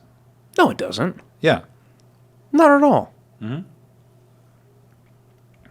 So nihilism, hedonism, existentialism, absurdism. Yeah, I don't find myself in either of those because the way, at least unless you want to describe and explain more, what I'm finding into all of these is they all kind of stem from a negative viewpoint. Not always, no. So that's what's really cool about this is the more you dig into it, like, yes, on like the point, like Edward Nietzsche, right? He's seen as like the fucking Debbie Downer of philosophy. But once you read into him, he isn't saying things that are like, I'm going to paraphrase first and then I'll pull up a quote from him. But he isn't saying things of like, God is dead. And like, that's it. He's saying, his point of nihilism is saying like, there's no point, but the point is making yourself the best person that you can. What I mean by that, and the reason why I'm saying like God is dead, is because that quote, normally all you hear is God is dead and we have killed him. But it's an entire paragraph that he actually has in that quote. It's not just those two sentences. Most of those people take those two fucking sentences and they fucking run with it. And they're like, God is dead and we have killed him. They are powerful fucking sentences. Do not get me wrong. Right? But when you actually...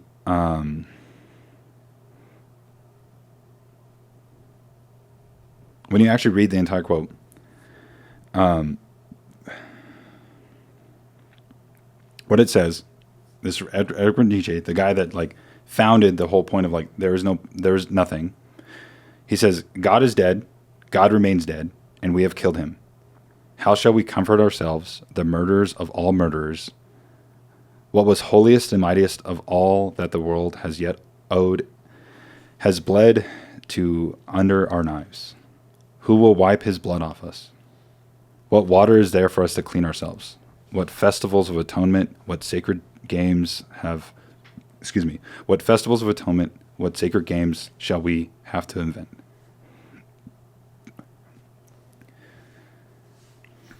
So that's what I mean by like, these cover a lot of things of thought. And a lot of the times, right, because it's not just like philosophy of like, oh, this is the only thing and I'm going to stick by it and like having faith in it. It's purely just like thought itself. Right, but that whole quote by definition falls on itself. What do you mean? Because even if you run with the first part of it, God is dead and we have killed him, then that wasn't God. Humans were just wrong in that scenario. Because by definition, God cannot be killed by humans. What he's getting at is that we killed religion.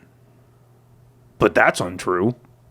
There are wars going on right now because of religion. But not all.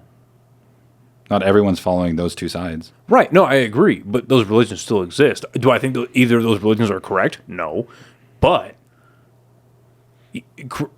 religion is at a high point, is at the highest point it's ever been in human history. And in the West, at least, there is a huge swath of people that are turning to Christianity. Now, whether or not they mean it, who knows? That's between them and whatever they choose to believe in, whether they do or not. But religion, the idea of following a higher being is more popular now than it probably ever has been, probably since the Renaissance. Well, because for most people, it's their scapegoat. Yeah, and that's what I'm saying, whether they do or not. Yeah, and the point of this is, but that's categorically wrong, though. If you're taking it literally, humans can't kill God. That wasn't God in the first place. And religion has not gone away at all. Maybe I'm just missing. Am I missing the point somewhere? You are a little bit. Yeah. Okay, what am I missing? So you're thinking of it like true literal, of there is no religion and God is dead. Like you said, yes, 100%. If you read in the Christian belief, all this other stuff, like yes, it is nar impossible for us to even fathom it. Which, complete little bit side note of it is a point that I wanted to bring up. Is I recently watched a movie with my cousin called Dogma. You know it, and that movie. I haven't seen that movie in years, but funnily enough, the Kevin Smith movie, right? I think so. Yeah, with Affleck and Chris Rock. Yeah. So like, and again, like mind you, yes, it's supposed to be a comical movie, right? And it is, right? But it also does bring up some like good points about just religion in general, right? God, one, is portrayed as a female, which a lot of people are like, oh my God, right? Yeah, right. Like, but then also, God doesn't talk to us in that movie, correct? Do you remember that? I think so. God never talks directly to any of us because of her, because she has such divine power that if she spoke to us directly, it would just melt our fucking brains. Which, again, looking into that theology of Christianity and all this, it makes sense, right? If that is such a perfect thing, whatever you want to call it. Not true at all. Like deity, whatever. Not true at all. As far as Christianity goes, not true at all. Well, either way. God talks to people throughout the Bible, in the Old Testament, and in the New Testament, his son comes down, who is God and man, and talks to a ton of people. Thousands of people. Yes, but most of that is like a manifestation, not, right? Like, correct me if I'm wrong, most of it's like a manifestation. It's not truly, this is God. No, it is. Okay. No, it is God. Even in the book of Revelation, God talks to John and shows him into the world. Okay, what I'm getting at, right? What I'm getting at is that this is obviously a movie that's supposed to be a fucking comedy. Right. They're doing some like spin on it, right? What I'm getting at is like, even with that one, it brings up like some points of just like, oh,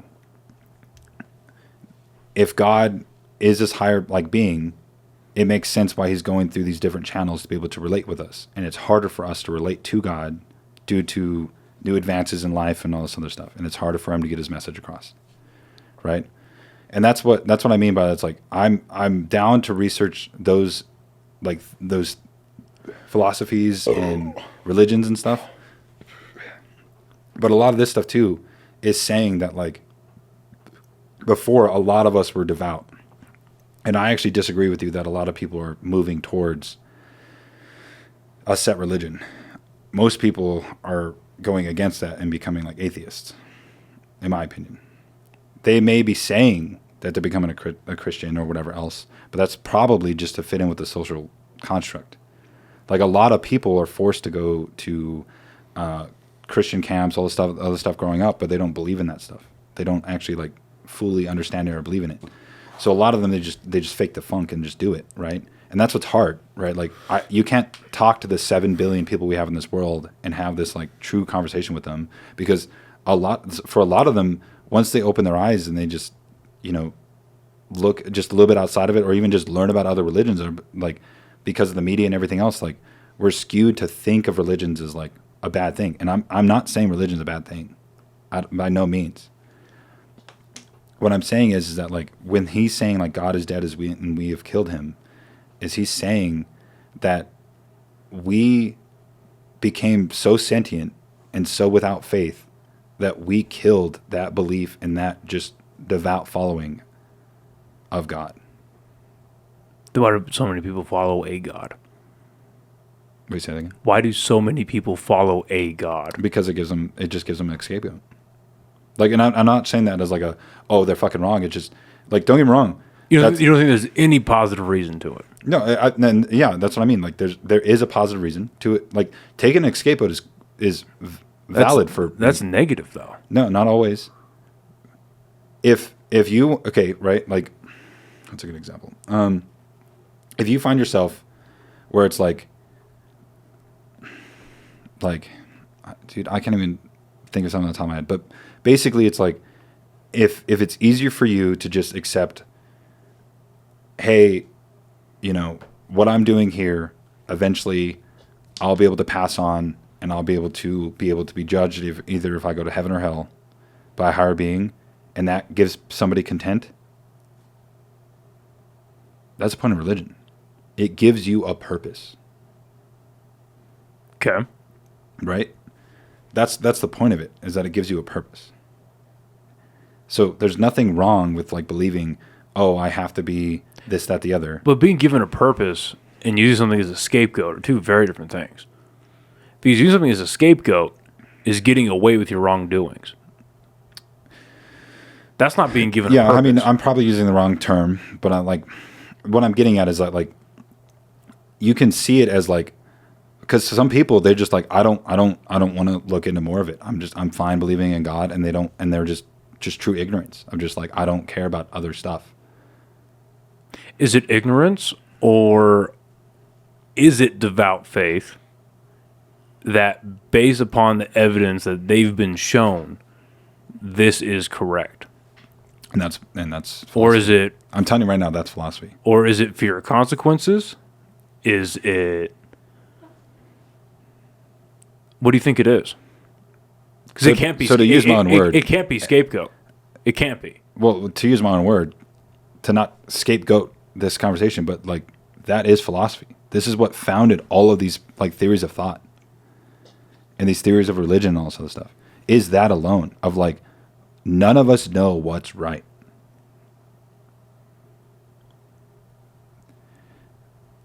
You see what I'm saying? That's not true. That's what it boils down to. None of us truly know, and that's why all these schools of thought have come out. There are a lot of religions. Not a lot. A few religions have factual archaeological evidence that these things did happen. These people did exist. We have evidence in history of certain events that are in recorded texts. So we know fact based on that. And I'm not saying that there are any religions that are without faith. That's not true at all. But there are religions that have more fact-based evidence than others. Now, I'm not going to sit here and pretend that I know all of it, because I certainly don't. Yeah. But there are religions that have more fact-based evidence than others. That is true. And I'm not denying that. Like, you know what I mean? Yeah, no. So to say that we don't know, you're right. We don't know everything, and we don't know, because a lot of, especially like the big four, like Christianity, Judaism, Catholicism, and the Muslim faith, probably the oldest ones that we have. All of them have similarities. All of them have facts based in their text that we have recorded evidence of.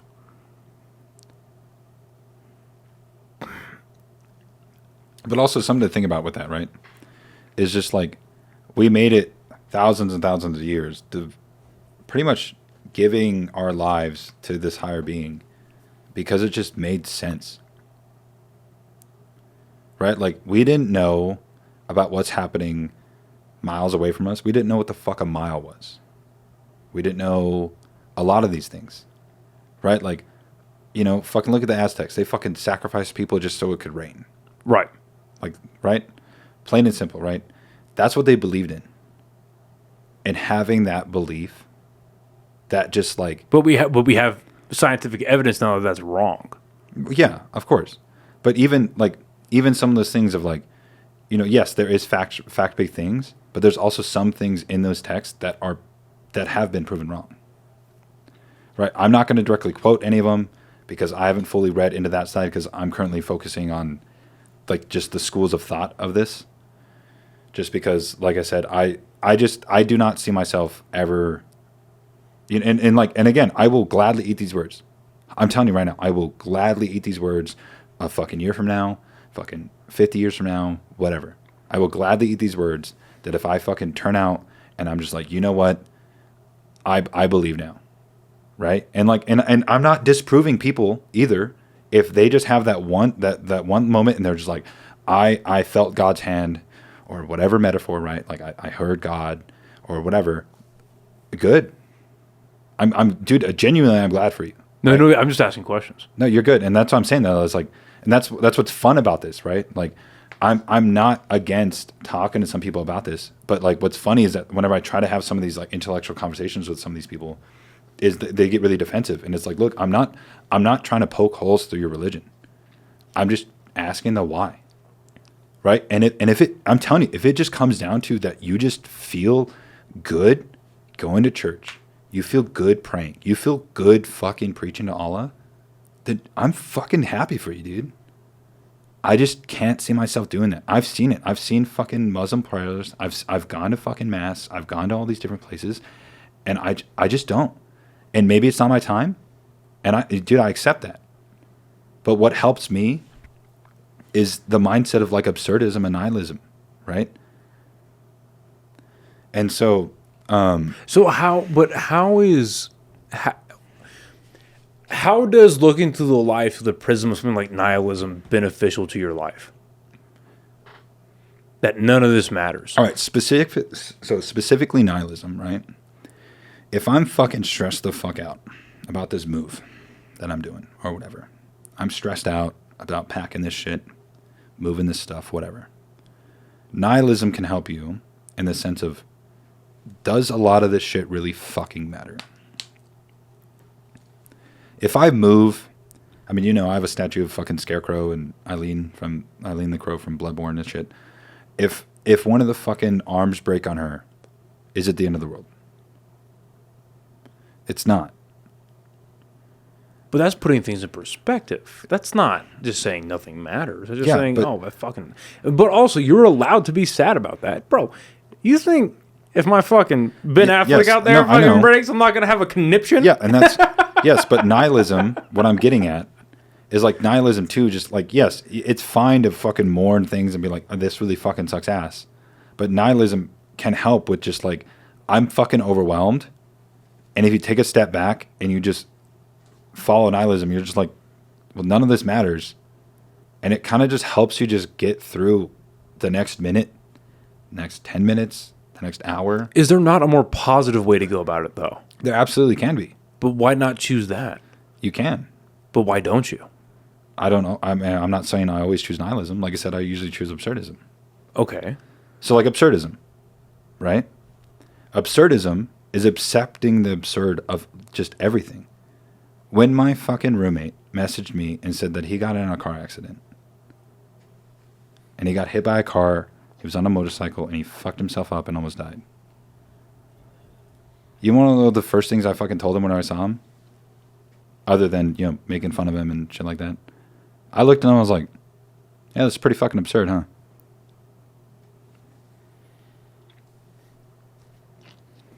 But it's also a common human experience. So is it that absurd? Yeah. Car accidents happen all the time. Well, now, is it absurd that we even have cars in the first place? I mean, maybe, but then it's the evolution of technology. But isn't it absurd that we made such technological advances in just the last 100 years? It's incredible. No. It's incredible. And that's what I'm getting at, right? But that's also the ability of humans, though. That's what separates us from animals. Yeah, absolutely. But then even humans themselves are absurd. Is there anything even close to us other than primates? And even primates haven't even started doing shit other than like making fucking wood and stone tools. Right. So then that strain of thought calls upon, well, why are we separate? What created us? What was our purpose for being created that way? Because we're an absurd fucking deviation. Or yeah, that's what I'm telling you, dude. Like, you could talk to people that are like doubt, like, and they will fucking scream at you, being like, "No, you're fucking wrong. You're wrong because of this, that, the other." I'm not saying you're necessarily wrong, because I think there's aspects of these thought processes that are applicable to daily life, but I just think they're missing a key component. And that's, dude, I'm telling you, dude, I cannot say it enough. This is why I'm loving like reading into philosophy and reading into these things. Dude, none of us know the fucking why. The why of what? Life, meaning, any of that. That's the whole point, though. Exactly. Right. We're literally saying the same shit. I want you to know that. Like, and that's what I'm saying that's like so cool about this. And that's why I'm so open about this. So I talk to some people is just be like, yeah, dude, like I know it sounds super fucking Barney style of like, oh, today I'm really hungover, so nothing fucking matters. Well, that's because you feel bad. Yeah. That's not fact. That's just you feel bad. You drank a lot, now your body's trying to detox. Dude, I use nihilism even when I'm having a fucking good day. I know it's gonna end. But why not choose to enjoy it? Because if I fully enjoy it, then I can be blindsided by things. But that's life. Yeah. Shit happens. Dude, absolutely. Right? Like, and I'm not saying that like the second that I get a promotion and I get a new pay raise and I'm fucking living life, I immediately fucking cut myself to feel something. Like, no, dude, no, like fuck off, right? Like, that's not what I'm saying at all. But like, if you're having a great moment, a great thing happens to you, whether it's in your job, your personal life, whatever. Like what I was saying about a little bit earlier tonight when I got pulled from the mothership. yeah. Like, I knew that, like, okay, this may not ever happen again. Yeah. Based on just luck, chance, circumstance, whatever. Maybe that is some absurdism. It is some absurdism that I got pulled out of 200 people. But you enjoyed it. But I sat in that, and I was like, all right. Even if you don't get called back, which I didn't, but even if you don't get called back, you get to perform at one of the most sought-after clubs in the world. This is what you want to make a career out of. This is what you want to do for the rest of your life. Enjoy this. And I just sat in that as much as I could. Yeah.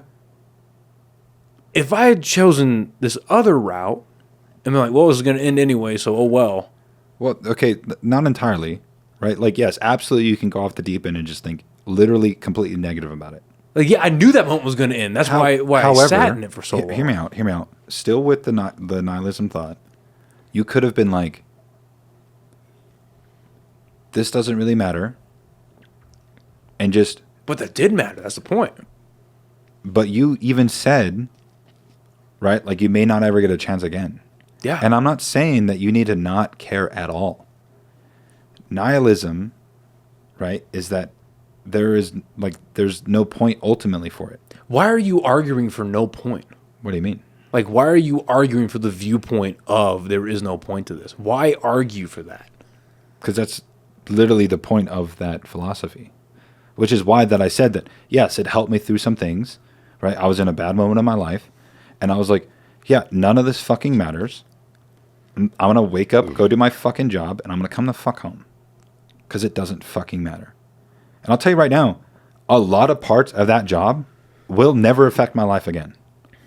And it helped me through it. But what I will bring up,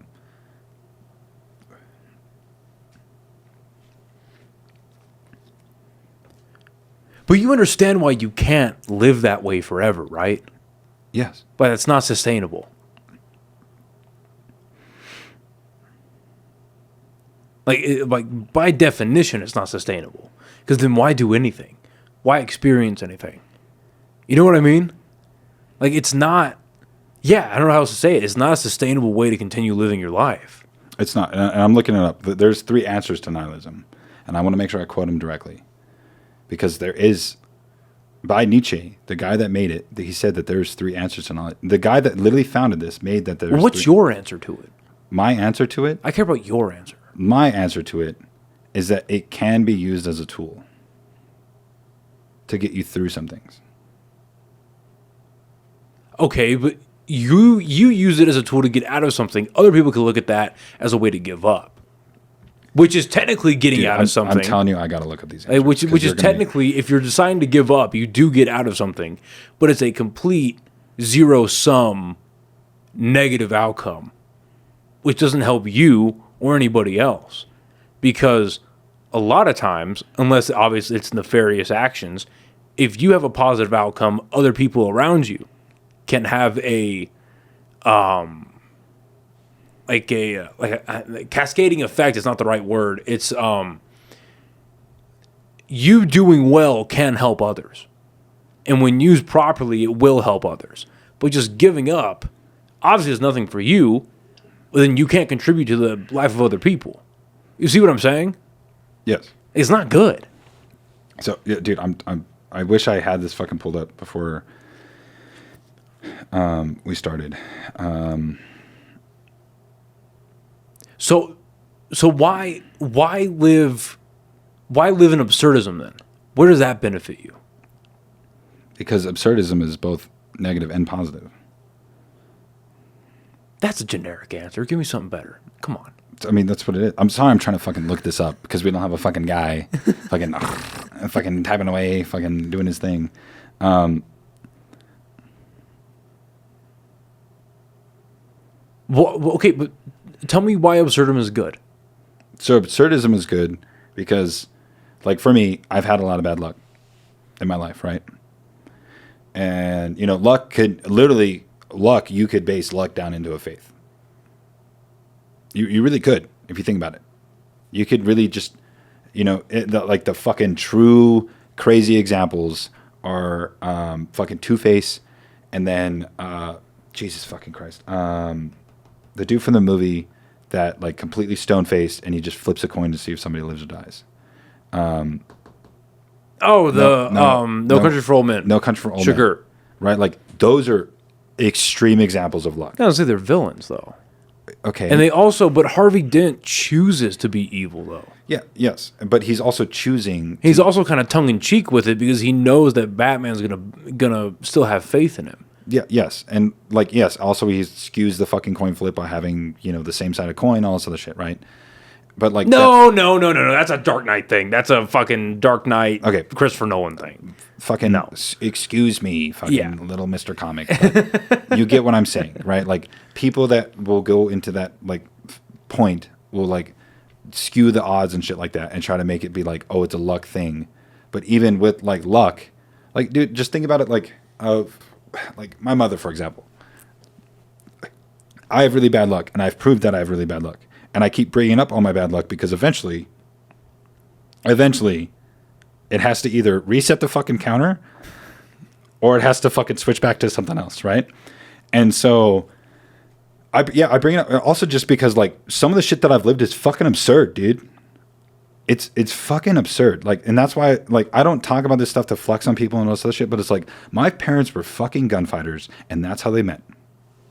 My dad chose to go to a laundromat instead of the normal laundromat he goes to, and my mother said, hey, that would be cool, to an ad on a TV.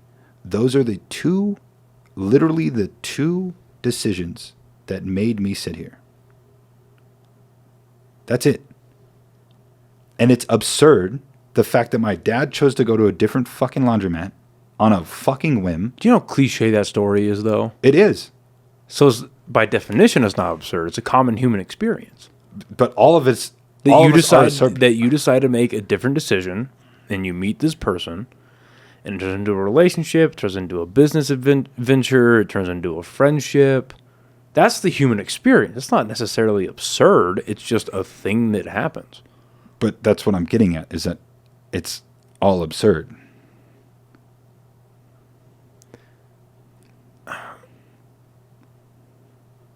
But does that... I'm just curious, because maybe it's just the way you're describing it, but you're describing it through, like, a negative connotation. as if like it's a bad thing or like it's something that shouldn't have happened. These are common human experiences. They're not necessarily unique. Like humans and their experiences are not unique.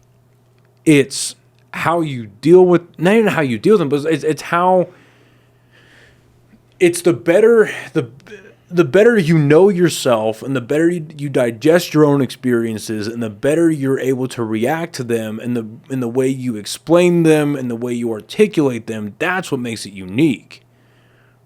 But you could list off every good or bad thing that's happened to you, and it's happened to millions of other people. It's not necessarily absurd. You know what I mean? Like,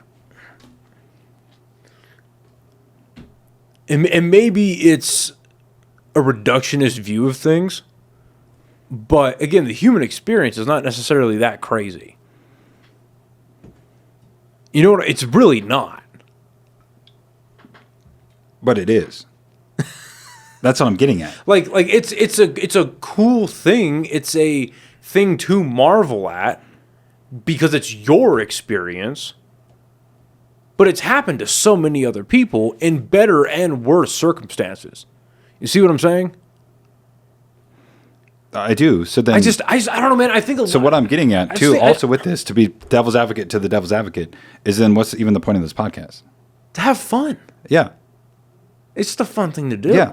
Okay. I like hanging out with my friends. Yeah, and that's I like fine. meeting new people. It's a way to, and then like if you talk like the business standpoint, it's a way to promote my brand, promote my stand up, promote me as an internet person. But at the core of it, I mean, I did this two and a half years before I even tried stand up. It's a thing to do. Yeah, it's fun, and it just happened to find a small, but it found an audience. But again, isn't it absurd that you found an audience? No, because it's something that just randomly happened. There's millions of podcasts. There's millions of people doing this. Yeah, and they all don't have a following? Varying degrees. So it's not that absurd. But it is. You choosing to sit down here, spend the time, spend all the resources to be able to, believe in this thing that you're doing, and like, mind you, I'm not like against it, right? Like, right, yeah. You know me, I've fucking invested in your ass and all this shit, right? Like, but that's what I mean. That like some of this is just like absurdism. And to backtrack a little bit, because I did finally find it. Sorry, I've been drinking a little bit, but the answers to nihilism are written by Albert Camus, and this is what founded absurdism. So what he says is. So the absurd, Camus identifies the absurd as a fundamental conflict between humanity's desire for meaning and the universe's indifference. That is the fundamental, and again, dude, like, well, I agree with that. Yeah, and what I'm saying is, I am giving you a disservice by like not fully like having like, hey, like written verbatim, because I'm pretty bad about saying things verbatim from memory and shit. But it's like, yeah, so that's Camus' argument to. Philosophy and nihilism and stuff, and saying that the absurd is a fundamental conflict between humanity's desire for meaning and the universe's indifference, right? Because he read Nietzsche's work, and he's like, no, that's fucking stupid, having no fucking point. I'd agree.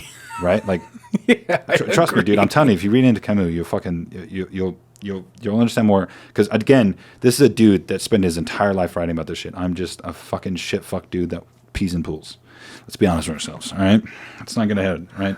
So what he says is that eventually we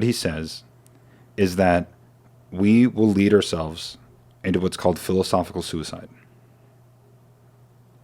What he means is this is an act of seeking meaning in external sources like religion or ideology, thus escaping the confrontation with the absurd.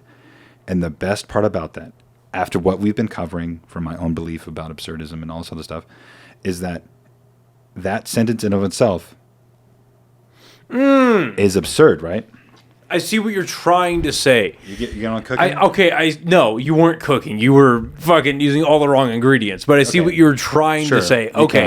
Okay, so he's But saying, you're also playing devil's advocate for literally all of it, sure. Yes, but he was also so he's saying that things like religion are a cheap answer to life experiences. Yeah, you just didn't, like, again, you just didn't really fully agree with. I don't know, man. Like, so also he said that because there's philosophical suicide. okay, so let's pause there for a second. So then what happens if you face, okay, you were breaking it down to like, okay, you and I met, yeah, so it was 2015? Yeah, beginning or end of 2015. So that's 10 years ago. Jesus Christ. Yeah. Oh my God. So coming up on 10 years ago. Okay. And from there, we are now sitting in my second bedroom doing a podcast. How crazy is that? Okay, so let's face that without a God, without putting God, without putting religion into that equation. We were in a small, contained environment, and it just so happened that you became friends with Eric. We're working under him. You got promoted. We became roommates. You got into my friend group. We all became friends, and now we're here. That's kind of just how friend groups start. Yeah, but that's what I'm getting at. That like even all friend groups could be considered absurd. I mean, I guess.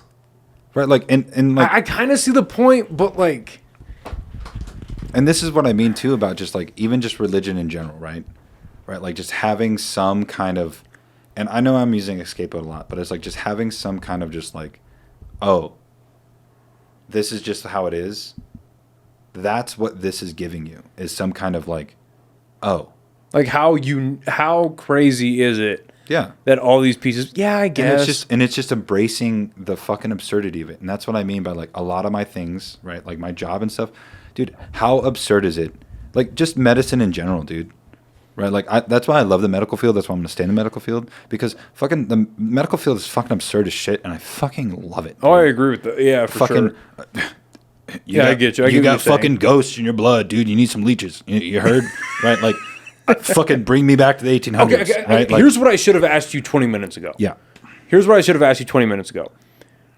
Are you looking at all of this through a negative viewpoint on the world? No, dude. And that's the best. Because that's the way it's coming off. Yeah, and that's fine. That's maybe where I come off like that, obvious, all the time. You know me, right? Like, I do come off more as like that negative type, right? Like, I got reported at work for being too melancholic. Dude, I got fucking reported for my fucking music. All right, dude? Like, I get it. I come off that way. But it's the same cycle that every fucking time that I work with new coworkers, all this other stuff, they're like, oh, you're just a Debbie Downer. You're a fucking, you're just a, blah, blah, blah. It's like, I'm sorry, dude. I fucking lived my life and I've seen some shit. I've seen fucking people die. I've found fucking loved ones dead. I've had a fucking therapist tell me I should kill myself. Like, dude, I'm sorry. I live my life and I'm just blunt. Is that bad? Maybe. Okay. Then. Maybe. Do you know? And that's the best part. And I'll own that. Like, I'm not inherently a bad person because ultimately, like, if you need some fucking help, I'll help you. No, I wouldn't say you're a bad person at all. But maybe the way you portray yourself, because I would never tell somebody don't be yourself. Yeah. But I would also never tell somebody that you're perfect the way you are or you're even good the way you are. You know what I mean? Yeah, but that also applies for everybody. Exactly. That's my point. Yeah. And because I was there for a while too. And it took a lot. Definitely took some, it took some mushrooms. It took some life lessons. But yeah, coming off as a negative person is not a good thing. I would say. Not normally, no. You know what I mean? Yeah, I mean, yes, majority of the time, yes, absolutely. Like it's not a good. What goes through your brain when you get that type of feedback? What do you mean? Like when somebody tells you that you come off as a Debbie Downer, that you come off as a negative person, that you Yeah, that you are a negative person, that you're a negative influence. So most of the time that people say that is because they don't want to actually have a conversation with me. Okay.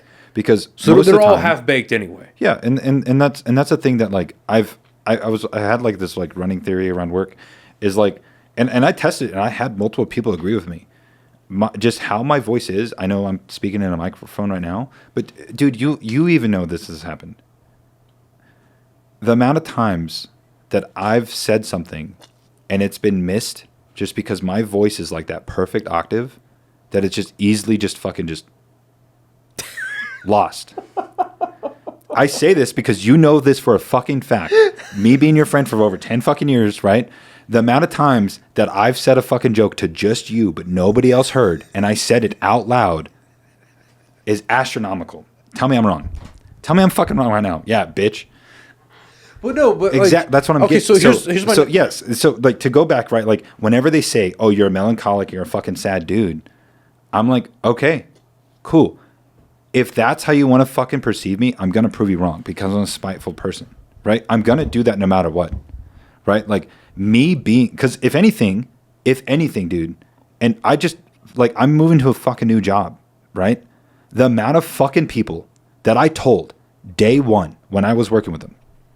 Day one I was working with them, I said, hey, I've been reported for being a fucking sad dude and I'm just down to earth and I apologize, right? Like this is me knowing who I am.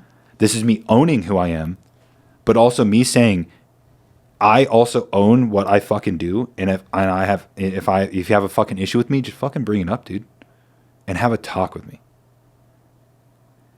And initially my fucking coworkers didn't vibe with me. They didn't fucking like me. I got reported for being melancholic, all this other shit. I fucking left that place and they're like, dude, you were doing the fucking good shit. You were fucking sticking it to the man. You were fucking, bringing it up. You were fucking holding people accountable. And it's like, dude, I'm not going to fucking stop being that guy. One, because it gives me peace. Because I've done that before. I did that when I was in Alaska. I put on a fucking face when I went to work and I acted like somebody I wasn't. And it fucking destroyed me. Fuck that. I'm not going to act like somebody I'm not, right? And like you said, be somebody that you are.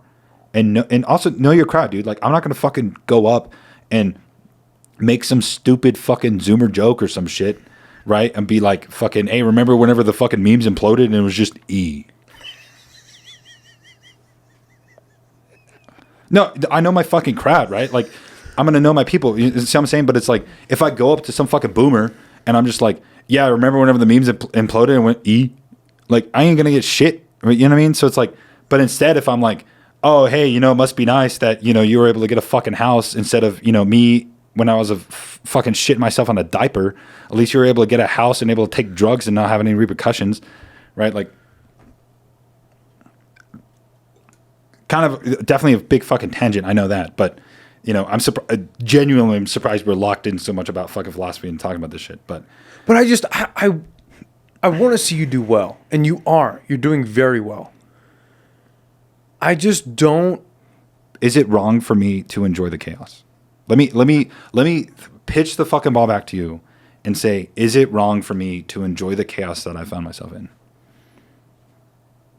I think a part of it almost sounds like you're wallowing in self-pity. Where it's like you're acknowledging things that have happened to you, and that gives you a reason to be negative. But am I truly being negative? I don't know. I don't work with you in a workspace, but it's the way you're describing it to me. Yeah, but you know what I mean? But is it also bad for me to bring up the negatives? To be able to show people that, hey, sometimes shit sucks. No, but again, also being here, dude, the way you articulate your outlook it comes off as negative. That's what I'm saying. Yeah. And that's why I was having an issue with your viewpoint. Yeah. I was just like, why choose this? Mm-hmm. Because it's like, I know you and we hang out and what we do is talk shit and laugh and have a good time and all this stuff. And And I'm not saying don't make self-deprecating jokes, don't make dark jokes. I mean, I wouldn't be me if I didn't do that. For sure. But you see what I'm saying? It's there's and that's what I mean by like again, because we're super close, I do appreciate that you're like you're looking out for like the betterment of me and like being like, hey dude, like you're a fucking good dude, like just enjoy, like hunt the good stuff, vibe. And that's not, dude, I'm telling you, when you fucking edit this shit, I promise you'll see that I've said that like it is both positive and negative. I just like bringing up the negative more than the positive, because as soon as I bring up the positive, most people don't fucking care to listen. There we go. Right? Why? People are scared. People gravitate towards positive things, though. And if they don't, you're around the wrong people. That's just a fact. Exactly. And I know that due to the job environment you're in, you're around a lot of typically negative people. Yes. I get that. But still, dude. Maybe you're in the wrong environment.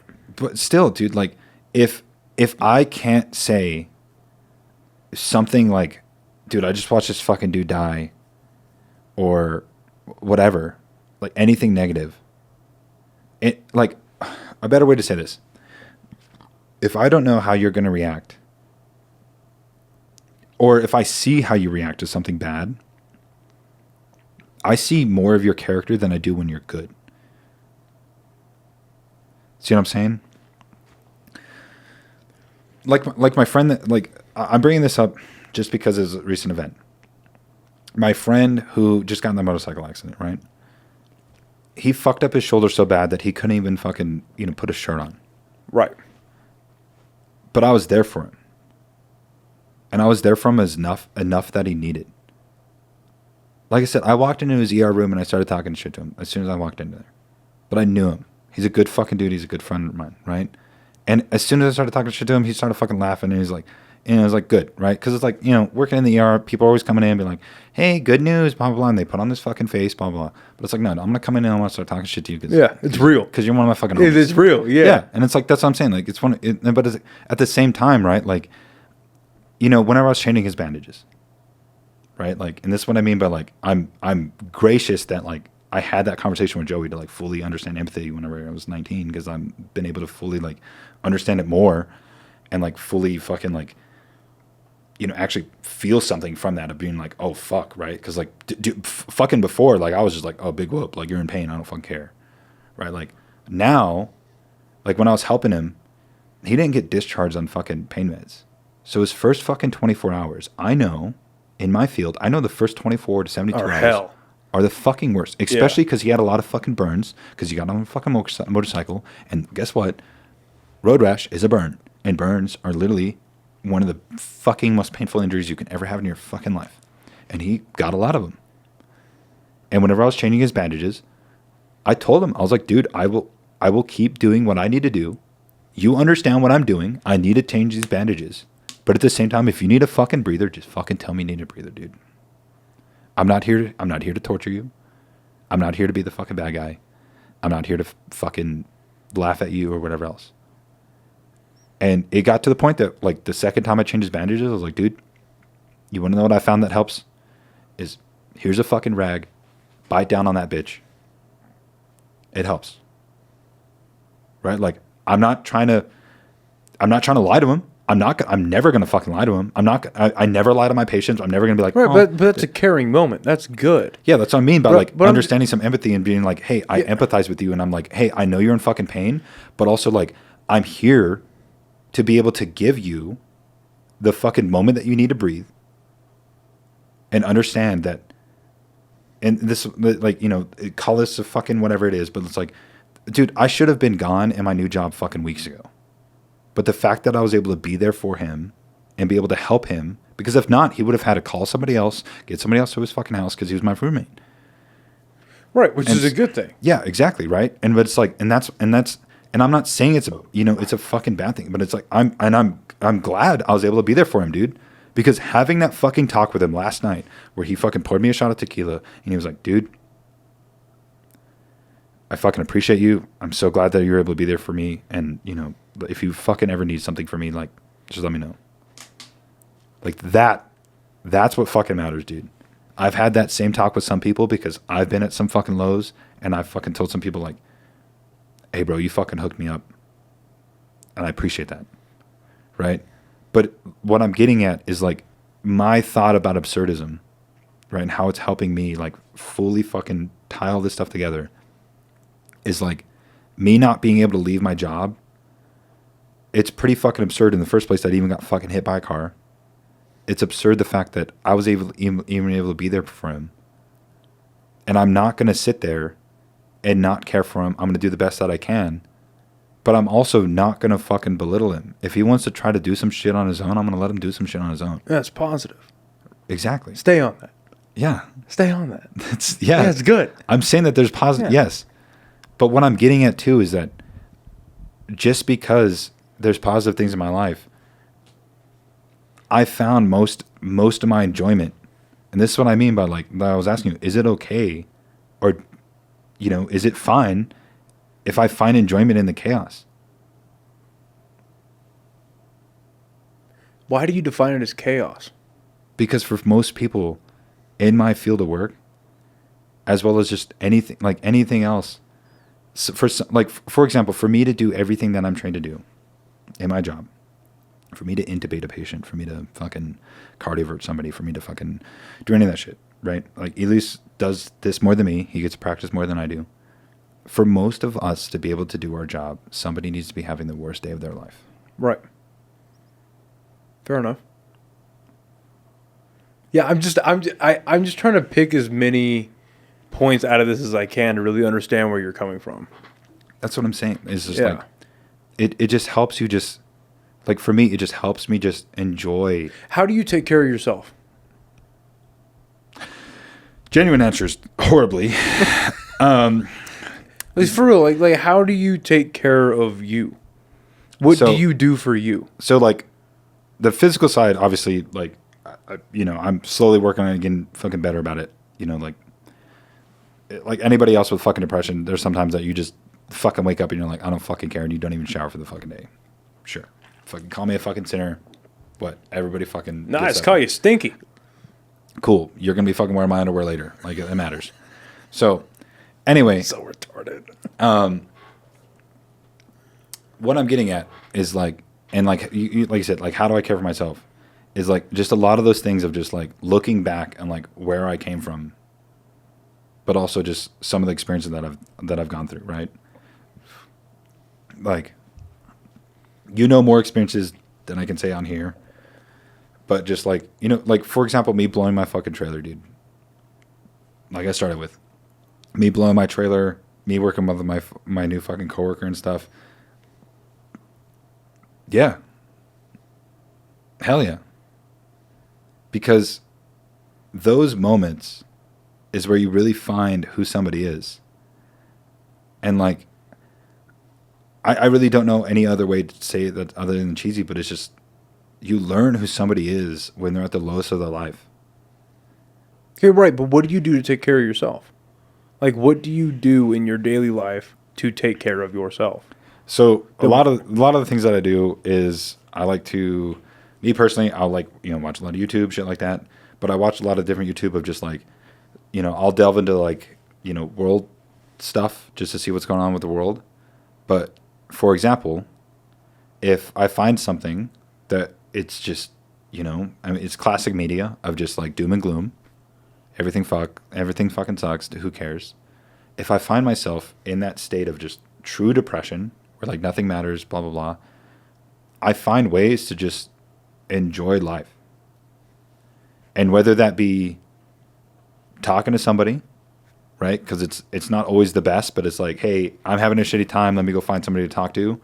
Hey, like, even if it's an indirect fucking thing, like, you know, like my fucking roommate, I know I keep bringing him up, but it's like, hey, he had a really shitty time, but me being able to sit there and be able to treat his wounds and stuff, it gave me a purpose to be able to be like, let me wake up in the morning, let me check on the dude. Let me fucking, you know, on my lunch break, I'm going to drive back out there and, you know, check on him, make sure he's good, make sure he's actually fucking resting and stuff. It gave me a fucking purpose. His fucking, one of his lowest points of his life became something that just kept me going. Right? And it's not always low points too, right? Like, I'm gonna stop you for a second. Do you ever Do you ever think and like contrast that to who you used to be 10, 12 years ago? Absolutely. Absolutely. What do you think about that? We all change. I mean, since you brought up being fucking super analytical and fact-based and all this other stuff, you know, what is it? Every 10 years, we're not even the same person that we were, biologically speaking. Oh, right, because like the cells die or whatever, yeah. Right, like that alone, right? Like, but then that's cool. That's fucking, in my opinion, that's you know, and I know I use absurd a lot, but it's like that's very fucking absurd that it's just like we're able to live 1, 2, 4, 6 lives, basically, because we're all just our cells fucking eventually just like, hey, I've had enough, you know, fucking put in the fucking towel, coach, right? And they fucking get swapped out, but it's like, hey, it's somebody new, right? And it's like looking back at that stuff, like, yeah, like it'd be cool. Like, for example, like when I was a kid, I wanted to be a fucking robotics engineer. Even before that, I wanted to be a lion tamer. Blah, blah, blah. Fucking, haha. Every kid has a fucking little funny thing. But yeah, I wanted to be a lion tamer. So fucking throw that on your fucking podcast.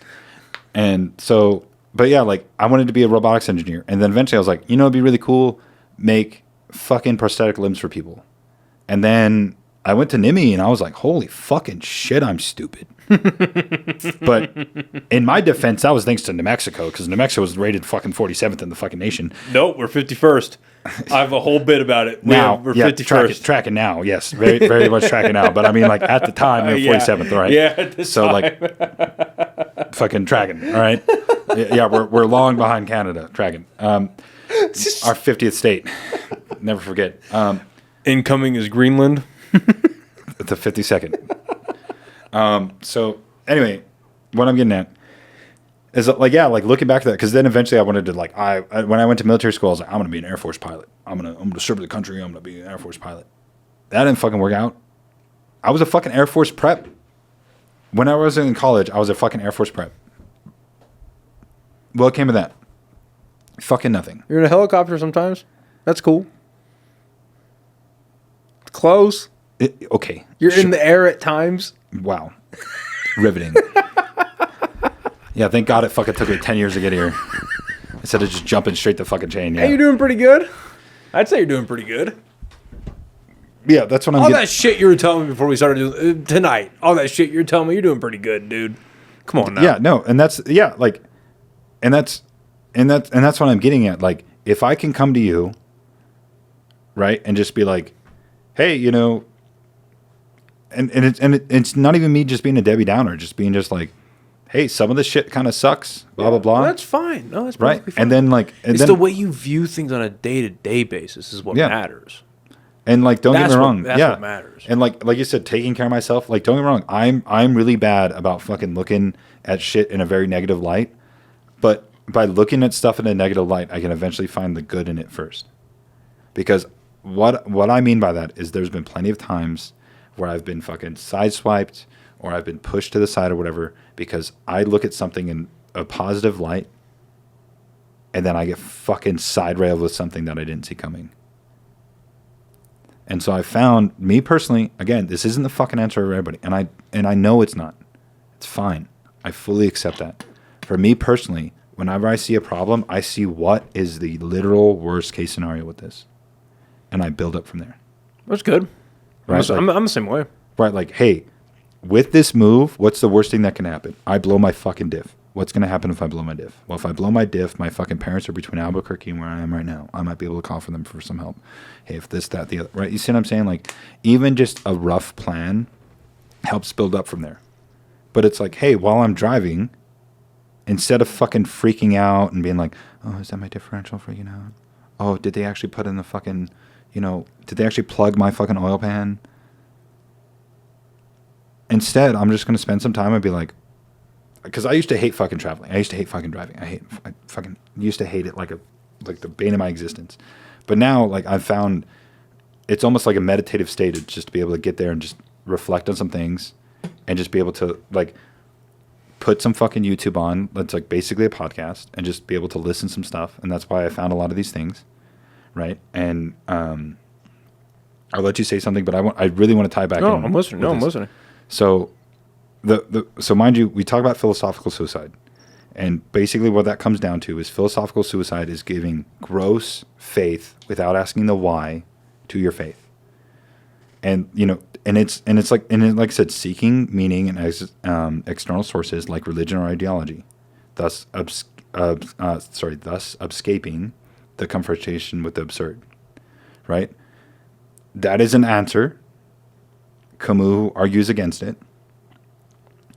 And because a lot of this, as we covered, is that it identifies that the fundamental conflict between humanity's desire and the meaning for the universe is indifference. That is what Camus is portraying as the absurd. And this is where it gets a little bit unhinged if you don't take a second to think about it. And I warn a lot of people about this because it is a very radical fucking idea of thought. His second answer to this absurd is physical suicide. His rationale behind that is that this is the ultimate rejection of life, and Camus argues it is not a solution as it ends the struggle with the absurd. Mm-hmm. He says that this is an answer to it, but even the guy that says that it's an answer to it rejects it and says that this is not. But he also says that philosophical suicide is doing the same, however, just with your belief.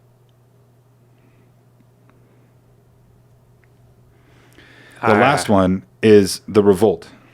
And this is, like I said, I'm not able to fully fucking tie it all together, but once I'm able to show this is like my ideology and stuff, it usually ties it in together for most people.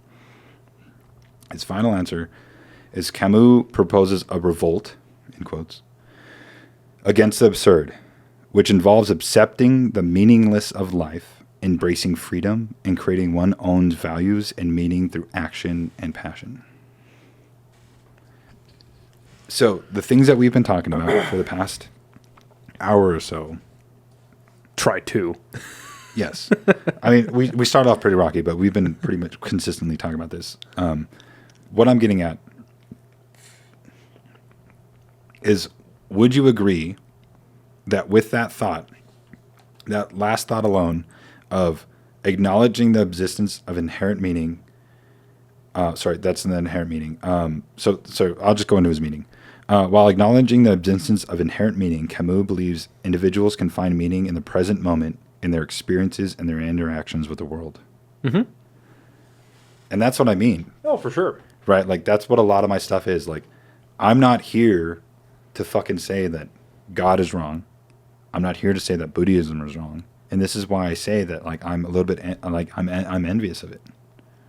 Because I just haven't had, and that's what, and like, I'm not saying like, oh, I just completely disagree with this, and I don't like that at all. Like, I still look into that stuff. I still watch videos about Buddhism and Catholicism, and I've read the Bible once. Like, obviously I need to read it again, just to reflect, because I'm a new person. I have new thoughts now and stuff.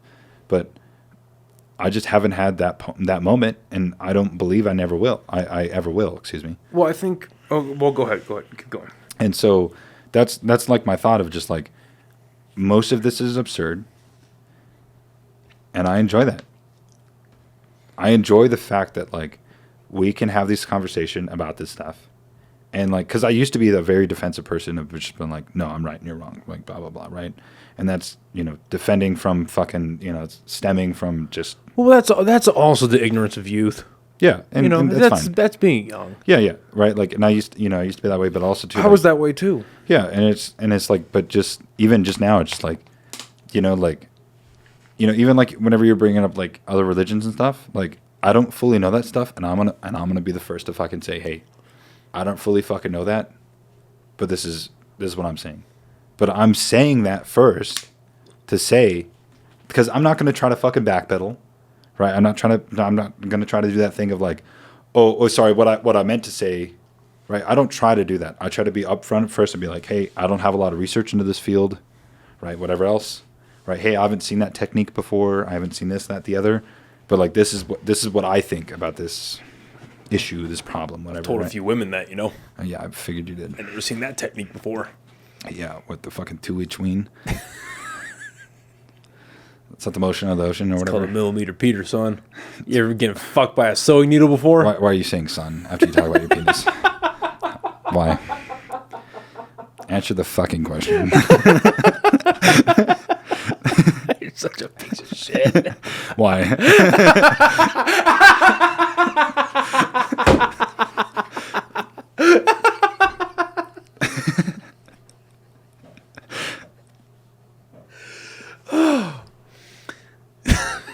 I hate how much you can make me laugh. Dude. I fucking hate it. I don't know, man.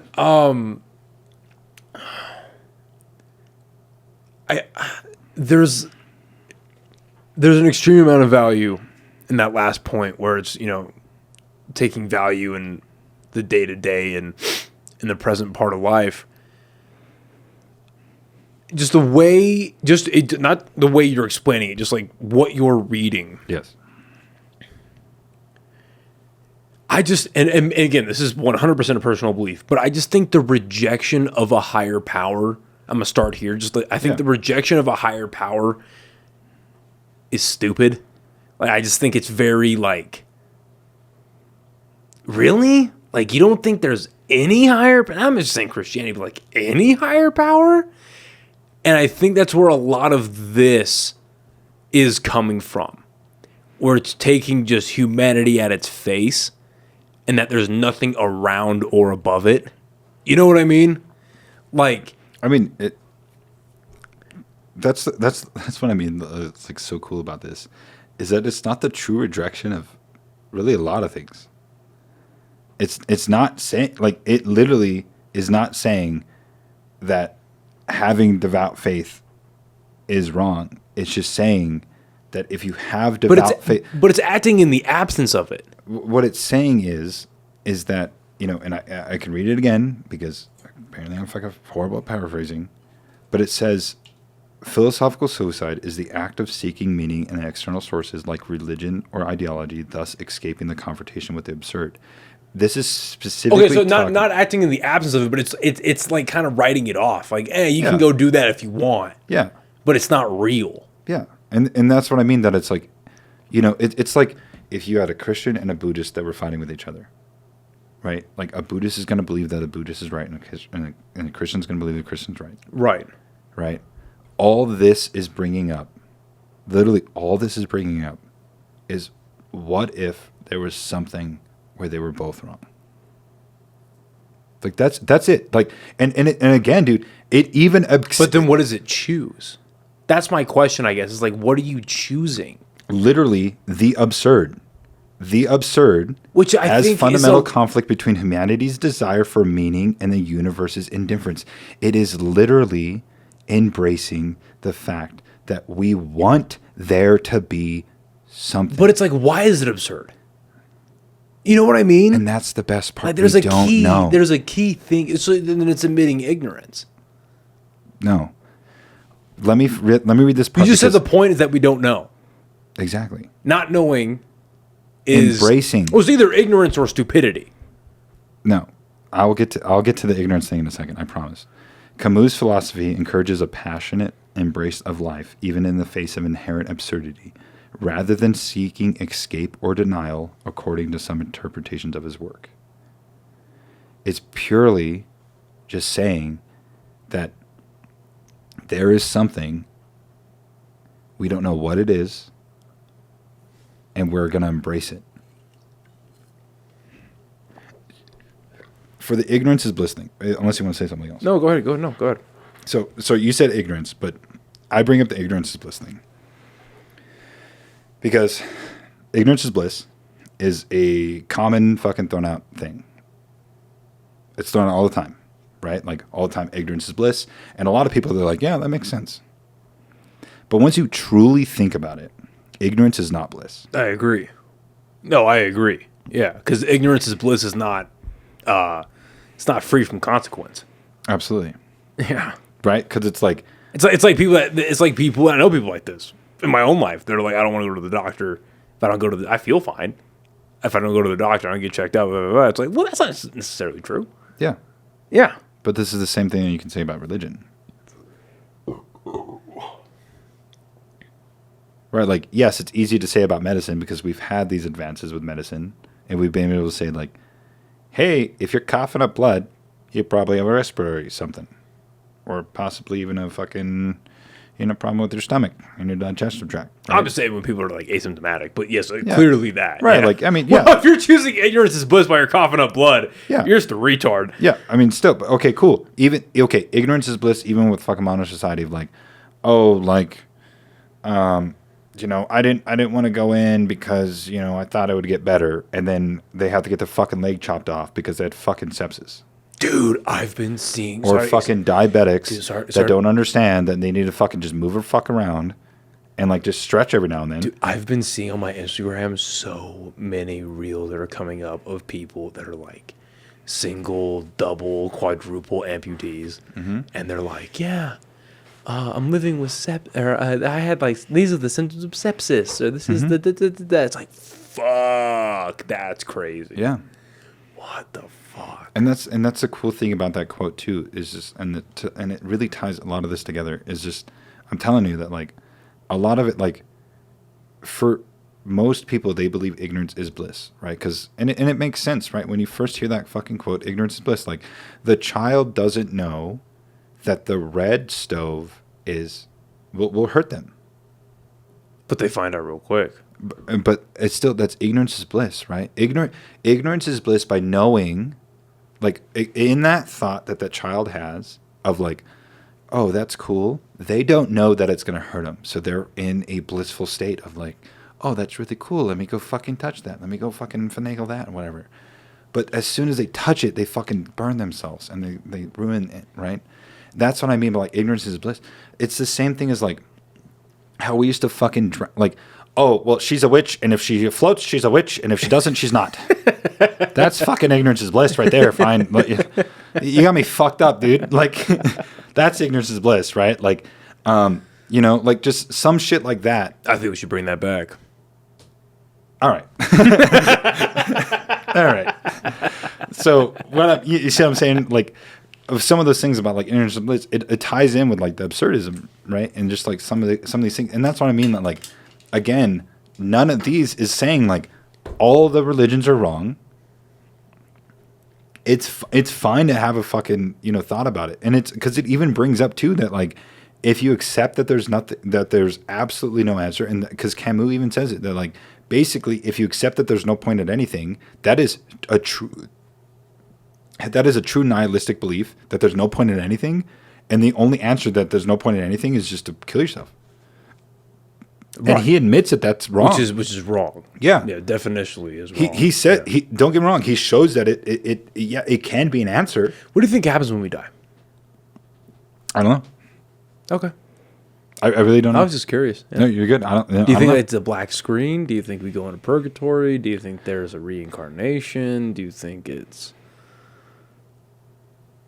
a loss of consciousness, which obviously our brains can't really comprehend because it's the inverse to what we are. But what do you think that is?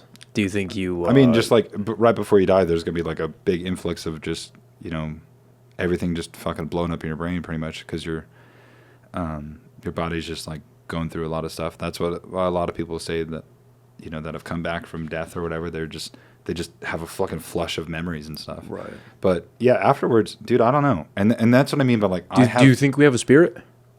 Do you think that's a thing?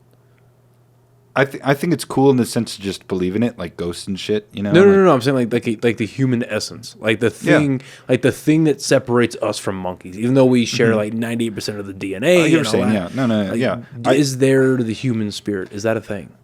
I think it would be cool, but I wouldn't be saddened to know that it's not a thing. Is what I'm getting at.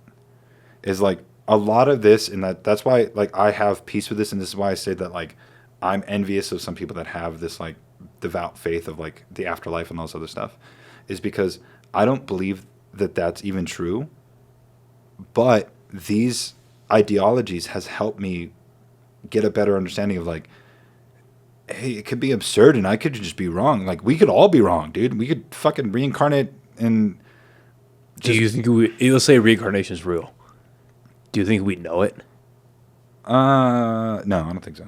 I don't think so either. I think because if it's real now, we don't know it. Well, yeah, but I think that like it's cool. Like a lot of these like thought things, like the Dogma movie, right? Like I said, like yes, it was mainly a comedy, but just like even just that one niche thing of just like God can't talk directly to us, right? Like yes, I know you said, and there's been times when God directly talked to us, but it's a cool little just thought of just like, huh, right? Or like even in Dogma, another point that Dogma brings up is the reason why God wasn't able to interject with the main problem with that movie is because God was enjoying being a human, and he couldn't interject because he was on life support.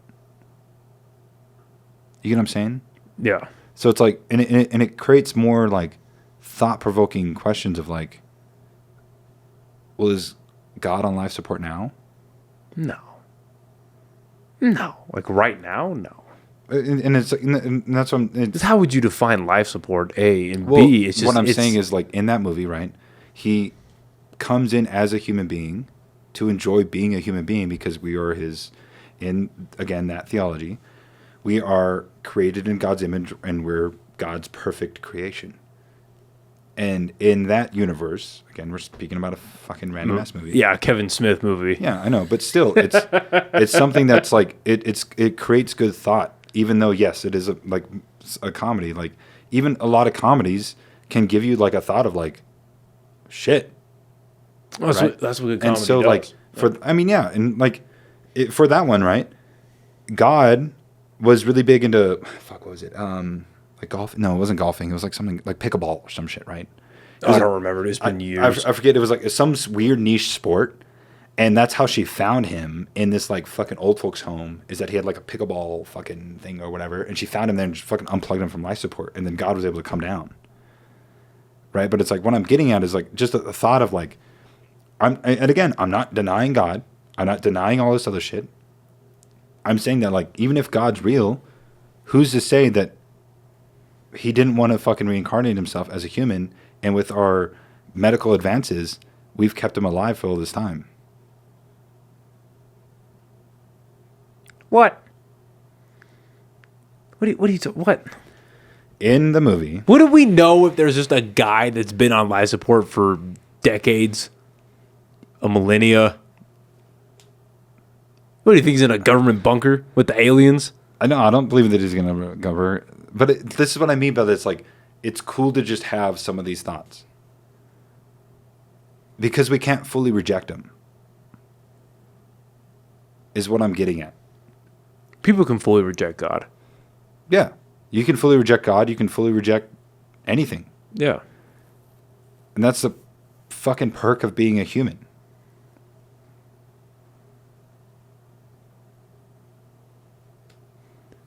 I do have a question for you next, but I'm going to get a beer. So right back. Yeah, I need to get one too. Yeah. Small pause. Ooh. I hate standing up. My knees just pop. Oh. Fuck. I do regret that.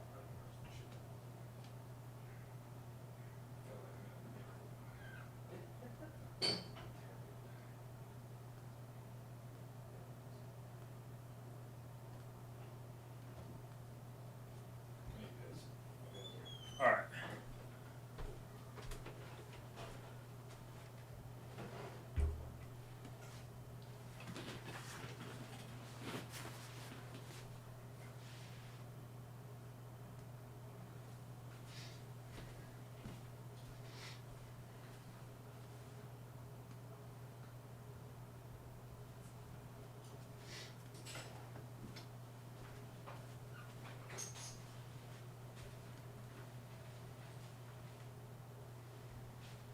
I'm just gonna drop this off. I imagine you're gonna cut this. Oh, yeah. Yeah.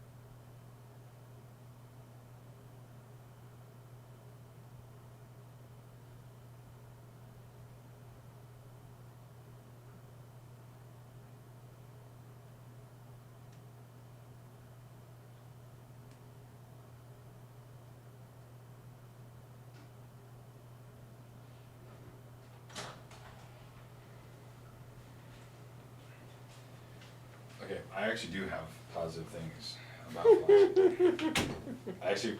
I haven't been able to read my notes because I've been like looking shit up. But I've been interrogated more than I thought.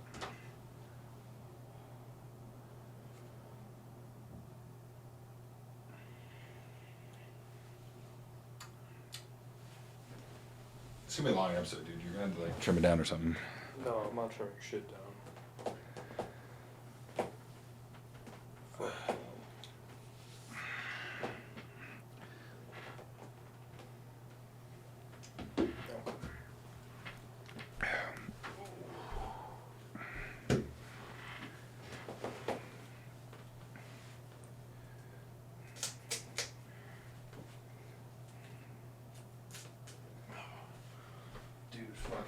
Ice 9 Kills is coming in August, and I already got tickets. I'm so excited. Half the reason I had this backwards the whole time. I just want you to know that. No, you're wearing it right.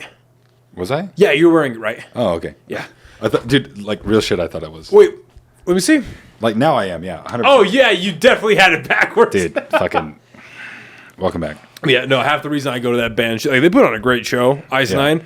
But half the reason I go is because their fucking merch, dude. Dude, I went to their merch is so good. After our fucking intermission, we'll get back on it in a second. But like, I watched a fucking show one time with Evan, and it was like some like EDM band or whatever. I dude, 100% forgetting what it is. But I went with him, and 100%. I'll be honest, I did not enjoy that concert that much. It was good music, great music, but I did not enjoy the concert because I'm fucking 6 foot tall. Every other motherfucker was like this tall, and I just felt like a fucking adult at like a kid's show, dude. I fucking hated it, dude. I was like, wait a fucking second. Like, I went to a show, it was last year at some point, and it was for Carnifex. That's who it was. I don't know who that is, but they're a great band. No, yeah, I haven't heard. Yeah, a kick-ass band. And I remember just standing there like, fuck, my back hurts. Like my fucking knees, I want to go home. I'm loving the music, but I'm in pain. Oh, I fucking hate getting old. I got tickets to 28 Years Later this weekend. I'm so fucking excited. You've seen the first two, right? I think so, yeah. 28 Days and 28 Weeks? Yeah, I think so. Be real. No, like, I think so. Dude, you know me. I am god-awful with names. God awful. It's the movie. It's in London. Zombies running. You got the rage virus. It sounds very familiar. Well, if you haven't, you need to. Okay. They're fucking amazing. All right, here's my question I have for you. In human evolution, what role is AI going to play? Do we eventually merge with AI?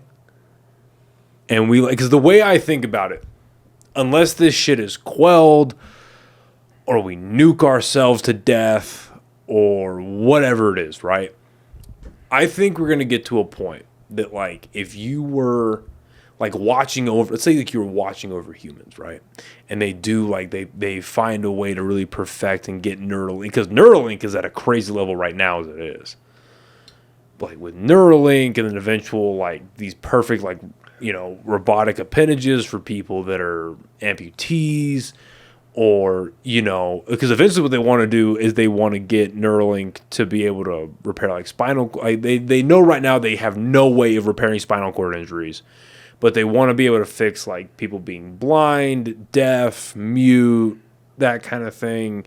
We already have CRISPR, like China's spearheading that, right? I mean, you know what that is, right? CRISPR. It's basically what it is where like when you have an embryo, right, you can choose what genetic attributes it has, right? You just like create it's fine. It's like a squeal. It's like you have like a create a class for a human. You know what I mean? Yeah. So like China's spearheading starting off on a good foot, you know, and all that. So my question is, provided again we don't wipe ourselves off the face of the earth, what I think ends up happening is with all these technological advances, if you were like looking over humans, and like I see Coleman Briscoe, I wouldn't. and you're at like I would not look at me. Like Anybody else? You have 7 billion to choose from. Don't choose me. I'm looking at you. Fucking bold move. And that fat fucking hog of yours. And I see you right now. There's like a loading bar above your head. And it says 100% human. But let's say you're like, you know what? I fucking hate wearing glasses. Give me that shit. You get artificial sight. All right, now you're at like 90% human. I too am a fan of cyberpunk. Dude. And then you're like, I want to get the fucking like halal on my fucking abs, like the meme, dude. You like my new choom? you get what I'm saying, Yeah, right? dude, Like you get the better vision, Yeah. hearing, breathing, whatever, muscle development, artificial muscles. Coleman Briscoe about to bench press 500 pounds. Dude, I already do, right? And that kind of shit, fucking dork. So that kind of shit, right?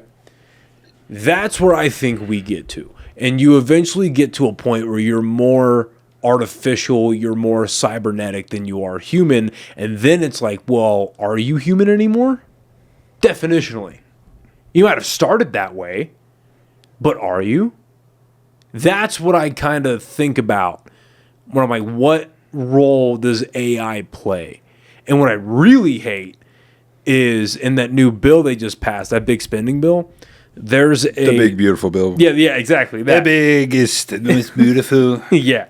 So there's a section in it where it says that the government is not able to regulate AI for 10 years. Now, it hasn't fully passed, Yep. but that's not good. Not regulating anything Yeah. outside of like the First and Second Amendment is not good. You know what I mean? So what role, in your opinion, does AI play in our evolution?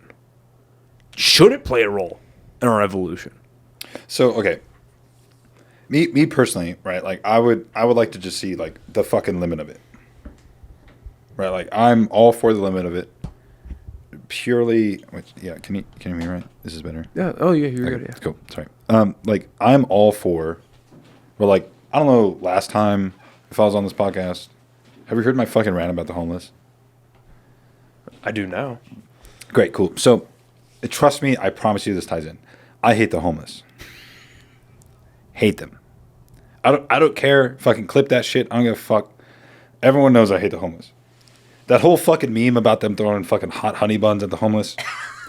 Fucking, I'm gonna invest in that shit.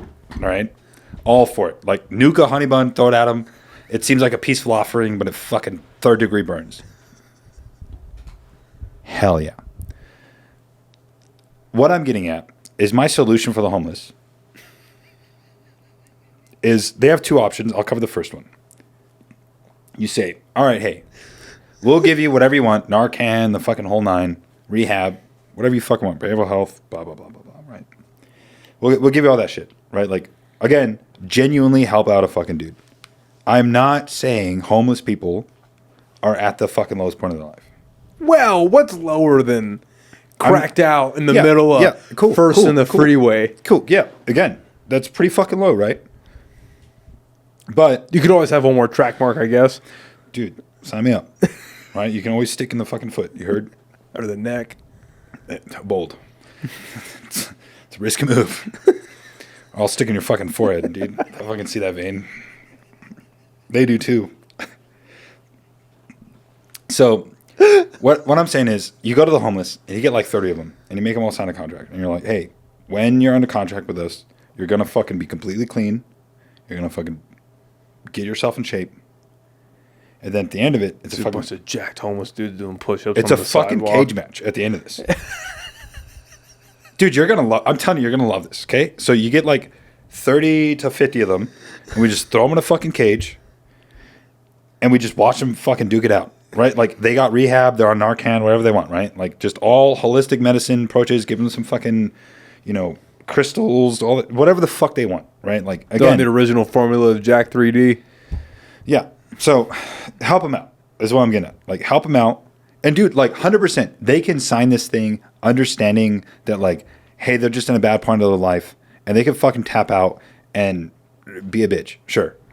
But the guy that wins, the last one standing, gets a fucking house. It solves the homeless problem. And we get entertainment.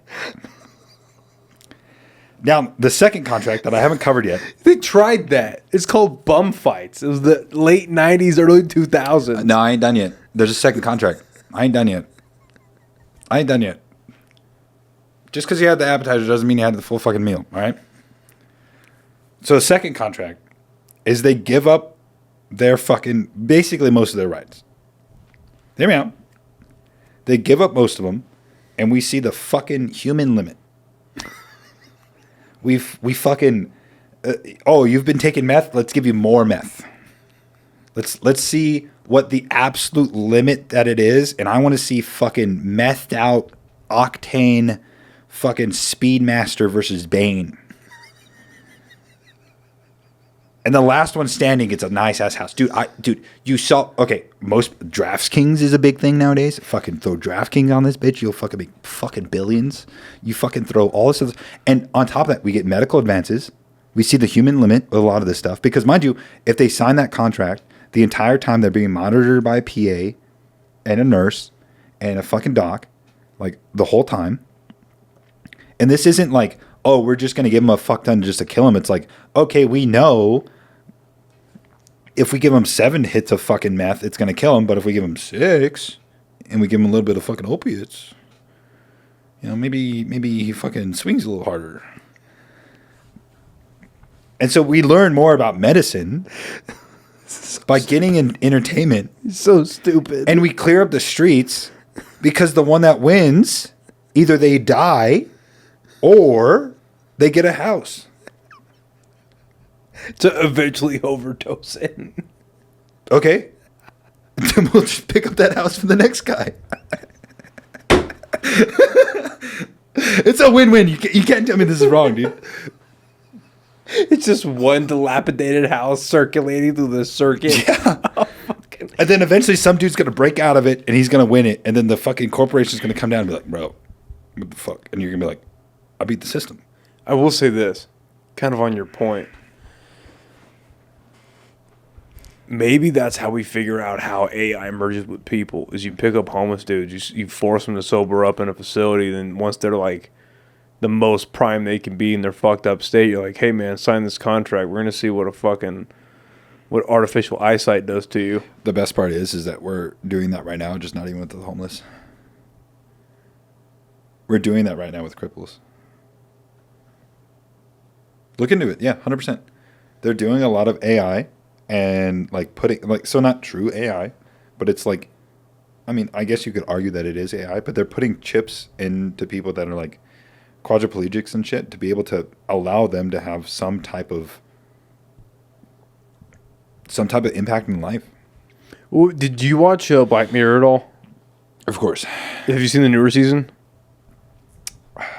Which season? The one with, well, there's an episode in the newer season called Common People. And it's this married couple.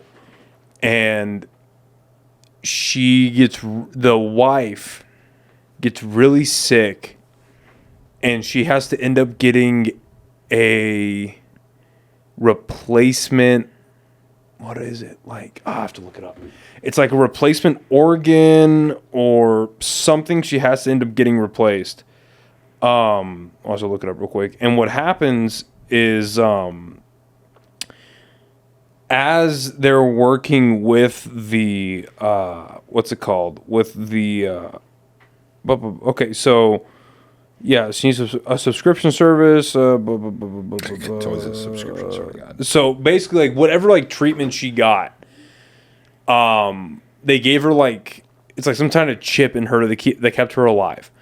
And as they're working with the healthcare company that's providing the service, initially it's like, oh, she got it, she's alive. It's really expensive to keep her alive. It's like $100 a month or something like that. Yeah, real expensive. And, sure. And so it's like $100 a month to keep her alive because it's like a middle class family, don't have a lot of money, whatever. And then it goes, no, it's like $100 a week. That's what it was. And then it's like a couple months down the line, she starts like it tells her that you can only, like, the chip in her can only hook up to different cell phone towers. And so if you go out of, yes, it sounds Albuquerque. Yeah. No, you're good. So it's like if you go outside the cell phone towers, she like starts to die. They try to go on vacation. Like they're driving out to some cabin.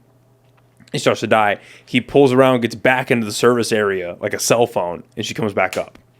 So then they go to the fucking the healthcare rep, and they're like, "Oh yeah, well if you pay like $300 a week, you now get full like roaming service."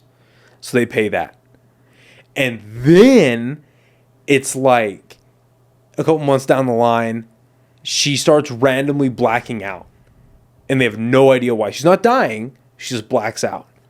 And it turns out that when she's blacking out, she's doing ad reads. And the ad reads are supposed to like fit into normal conversation, but they don't. So it's like, let's say I just told you like, yeah, I love drinking this type of beer. And let's say I had the chip, I'd be like, Miller Lite is America's #1 light beer, or whatever it is, right? And I wouldn't even remember saying that. But she does this like 30-second ad read, and they're like, what the fuck is this? They go back to the healthcare rep, and the healthcare rep's like, yeah, well, if you want to pay like $1,000 a week, no more ads. And then on top of that, they do this thing where it's like you buy a card, and it's like an upgrade to the system, where it's like, oh, you can change like how much serenity she feels, or how much pleasure, or how good food can taste, and stuff like that. And it's like $5,000 for like a certain amount of minutes or a certain amount of hours or whatever it is. And I mean, do you care about spoilers? No, I can't. Okay, so it gets to the point where it's costing them like thousands and thousands and thousands a month just to keep the wife alive. And so the husband starts going on this website that he finds out about, like this campsite, but instead of like there is some sexual stuff on it, but it's like the people log on to the site to make the dude like hurt himself. And so he's doing that to make money. And he's like they're selling a bunch of stuff around the house, yada yada. Well, the episode ends. It's fucking sad, dude. I got a little fucking misty. I'm not gonna lie. It was fucking sad. The way it ends is she like decides, like she's like, I want to die. Just fucking kill me. Yeah. Like I want to die. The next time I do an ad read, just kill me.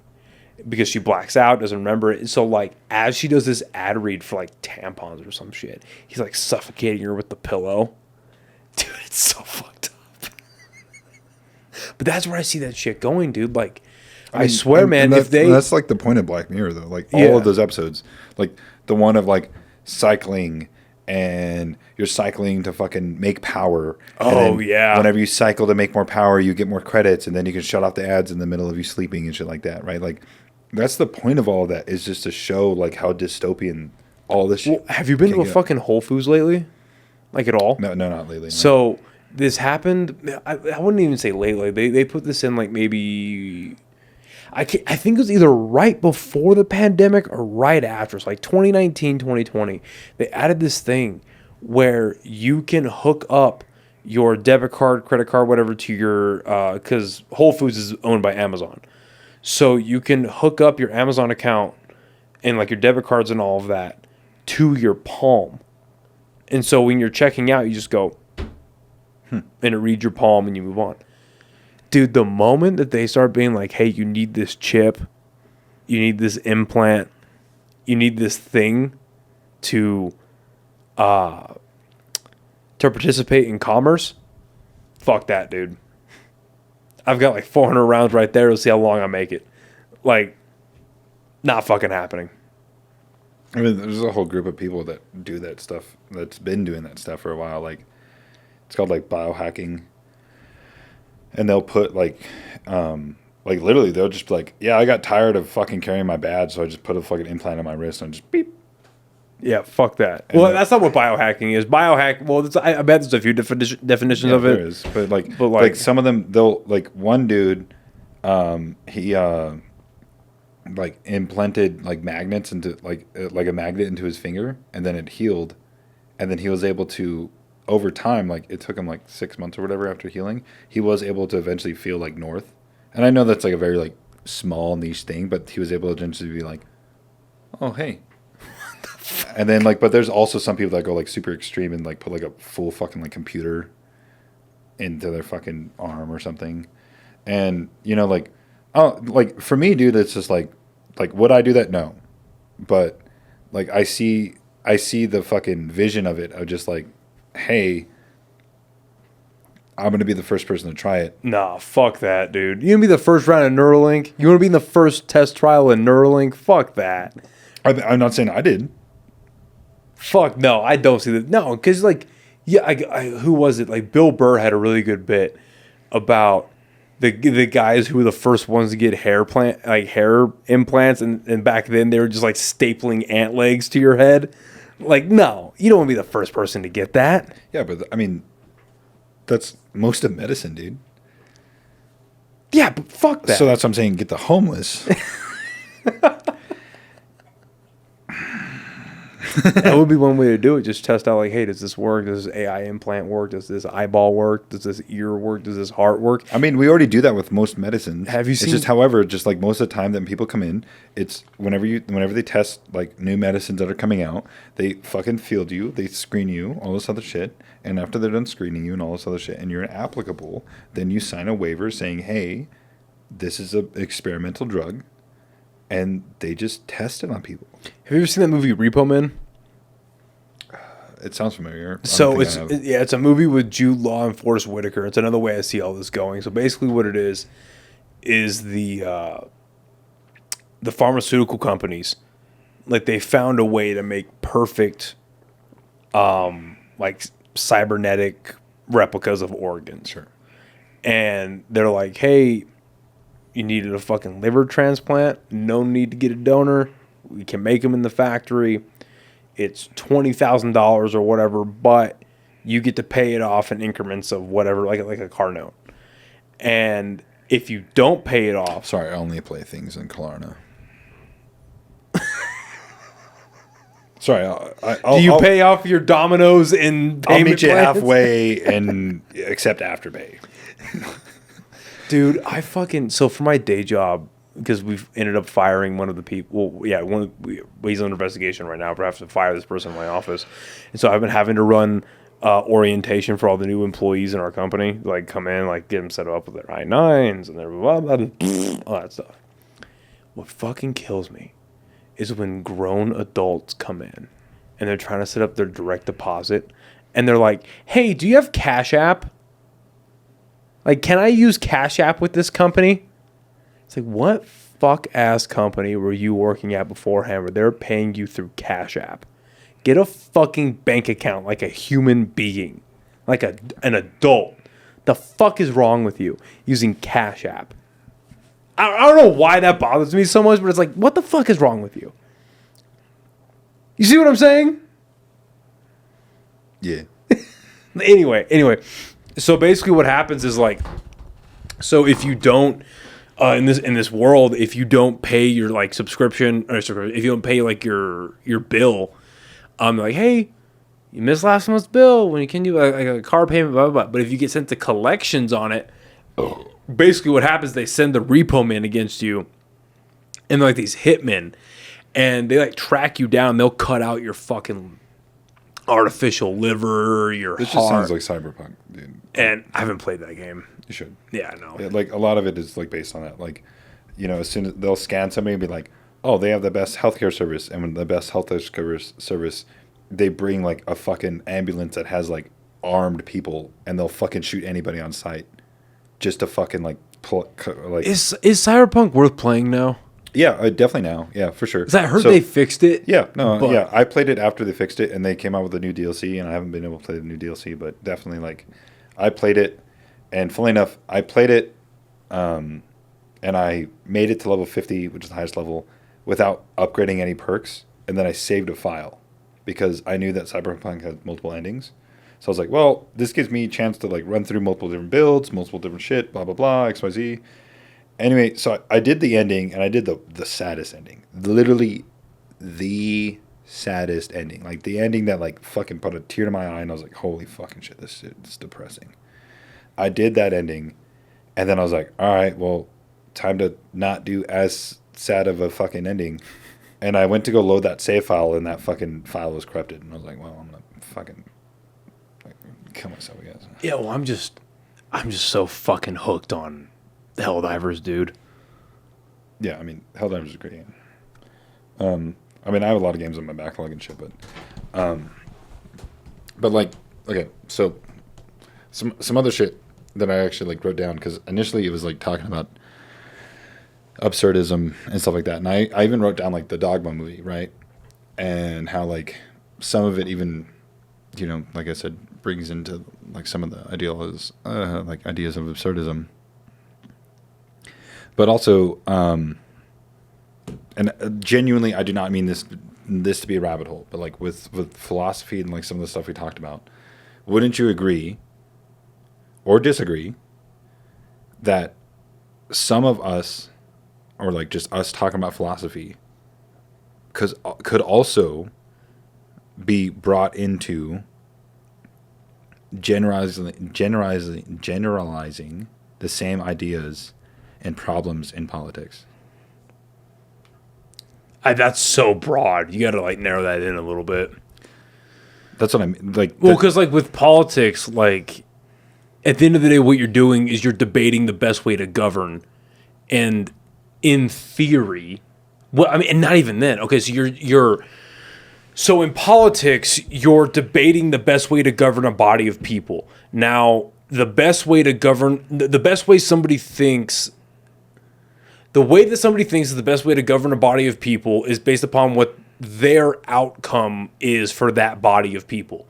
Do they want them to thrive? Do they want them to all be equals, like true equals? Do they want them to suffer? Those are really your only three outcomes when you're governing a body of people. So that's I guess a type of philosophy on its own. Is like how do you want the body of people in which you're governing over to live, right? Like the idea of America when it was started was that we need to thrive based on our own merit, and we need to be able to have like manifest destiny and all that kind of stuff. Then you look at countries like North Korea, where it's a small group of people governing over a body of people that they want to suffer in various ways. You have stuff like communism, where it's an equality of outcome, where everyone lives the same type of life, but then even then, in reality, those people are suffering in comparison to the people that govern them. But that's so broad. That's kind of the point of that question. You know what I mean? Like, no, I understand, and like the point is, but all of it's a quest for power, though. And then so wouldn't you? But that's kind of the point that I'm getting at, right? Like, and trust me, I very much understand that this is a very broad thing, and that's why I'm just kind of just bringing it up as just like another thing of just like another, like that's why I enjoy philosophy, and like that's why I've enjoyed having some of this stuff, because it's like it comes down to two of like, you know, like you said, like nihilism. Is there no point to anything, right? Like, is there like, but like, who's to say I can't just sit here and just enjoy the sentience that I have and just think about some of these things? Well, unfortunately, if we're bringing politics into it, depends on the fucking country you're living in. Exactly, right? And couldn't you say that about some of the religions too? I mean, I'm sure. I'm not well versed on all religions, and but same, I'm sure. Same here, right? Like, but it's like, you know, if I go to a Mormon, right, and I start thinking outside of Mormon beliefs, they're going to be a little bit skeptical, right? Well, right. And like, I'm not saying they're going to fucking burn me at a stake or anything super fucking crazy, right? Like, because most religions have moved away from like all that crazy. Oh, well, some major ones haven't. Yeah, you get what I'm saying. That's what I'm saying. Most, right? So that's what I'm saying. But like at the same time, it's just that's why I bring it up as like it's just a thought, right? It's just a thought bubble, like food for thought, whatever metaphor you want to use, of just like, couldn't you argue that some of these, you know, ideas about philosophy could be used for some of the things about politics, and that's what I mean too. That like, for some people in like politics and stuff. Like, if they think fucking Trump's the second fucking coming of Jesus, and you try to talk to them, well, 9 times out of 10 they're brainwashed. Okay, and they're the same. And they're the same. Just for full clarity, they're the same people that think that Trump is like the second coming of Christ. that think that Trump is their king and they're the person they worship and they're a demigod. Sides, right? Like they're the same. Yeah. They're the same person, just opposite ends of the spectrum. Yeah. No, it's the same exact thing. And that's what I mean. It's literally just purely like, again, this is not disproving anything. It's just anything. It's just purely just like a thought of just like, right? Like that's purely what it is. It's just like, oh, hey, like it's on both radical sides. It's, because, some people believe that, like, Kamala Harris would have been fucking the second coming. Some people believe that Biden was literally the best guy. Honestly, dude, I don't think anybody, if you really talk to them, I don't think anybody thought Kamala was the greatest around. I think it was more their own moral attachments to her than her as a substantial human being. And I will ask the same question. Couldn't you put that in place of religion and philosophy? What do you mean? So, in that example of like, some people acknowledge that Kamala Harris may not have been the best presidential candidate. She's categorically one of the worst. Okay. But still, like you said, some people are still going to back her, right? Right. Couldn't you still argue that could be Buddhists that just are like, yeah, but this is what I grew up with. And yeah, sure. No, but sure. But at least with something like religion, it's a cultural thing. It's something they grew up on. It's what their parents do. Couldn't you also argue that politics exactly. Exactly. But then you look at Kamala Harris, and it's like, it's because she's a black woman. I mean, yeah, you're not. You know what I mean? Yeah, you're not entirely wrong. But still, it's just like, but because of her political party, they're going to back her no matter what. Yeah. And that's what I mean, that just like some of this stuff is just like, and that's why like I'm just there just to question the why of it. And if the why is like, oh well, my grandfather and their grandfather and my great blah blah, it's a passed down thing. Then sure, dude. But I'm just here to and I can see what you're saying, where it's like it's passed down through the party, like the political party of the system that it's in. Mm-hmm. It's like you have to follow this person. I totally see what you're saying. Yeah, and that's what I mean. It's like, look at fucking North Korea, right? Like, Kim Jong-un, like you have to follow him, right? And then a lot of people like follow him, but then there's a lot of North Koreans that know that they don't want to follow him, but they also know that if they play the role, they get fucking killed. Yeah. See what I'm saying? Like that's what I mean. That it's just like it's just seeing. And it's just asking people of the why and like where they fucking draw that line. And that's my point about like it's interesting to like look at political conflicts and compare it to philosophy. Well, I think the more interesting not more interesting thing, but I think the better application of it is it's like asking, you don't have to get that deep about it. It's just why did you vote for this person? Why do you think this person is the best choice? Like really asking people that. And then what's really interesting is asking people why they voted in the first place. Because I was looking at this was 2 years ago, I think, something like that, when New Mexico had their governor election, and a bunch of my Republican friends were like, oh, fucking Grisham got reelected. What the fuck is wrong with this state? Blah, blah, blah. The normal talking points from a side that loses, right? And it's like, okay, yeah, no, I don't like Grisham. I don't think she was... Now, granted, I don't think Ron Kennedy was a great choice either. I voted for the guy. He was the first vote that I casted in any election based strictly on party. Where I was just like, get the Democrats out of New Mexico. Just for 4 years. For the love of God. We can't do this anymore. He was the first one where I was like, he's a fucking weatherman, and I don't think he was the best guy for the job at all, but he was the guy based on name recognition. Like, we'll see what happens. But I looked at the voting demographics of people that actually turned out and voted for that election cycle, and I think 33 to 35% of registered Republicans voted during that governor election, and then only like 47% or something like that of registered Democrats voted.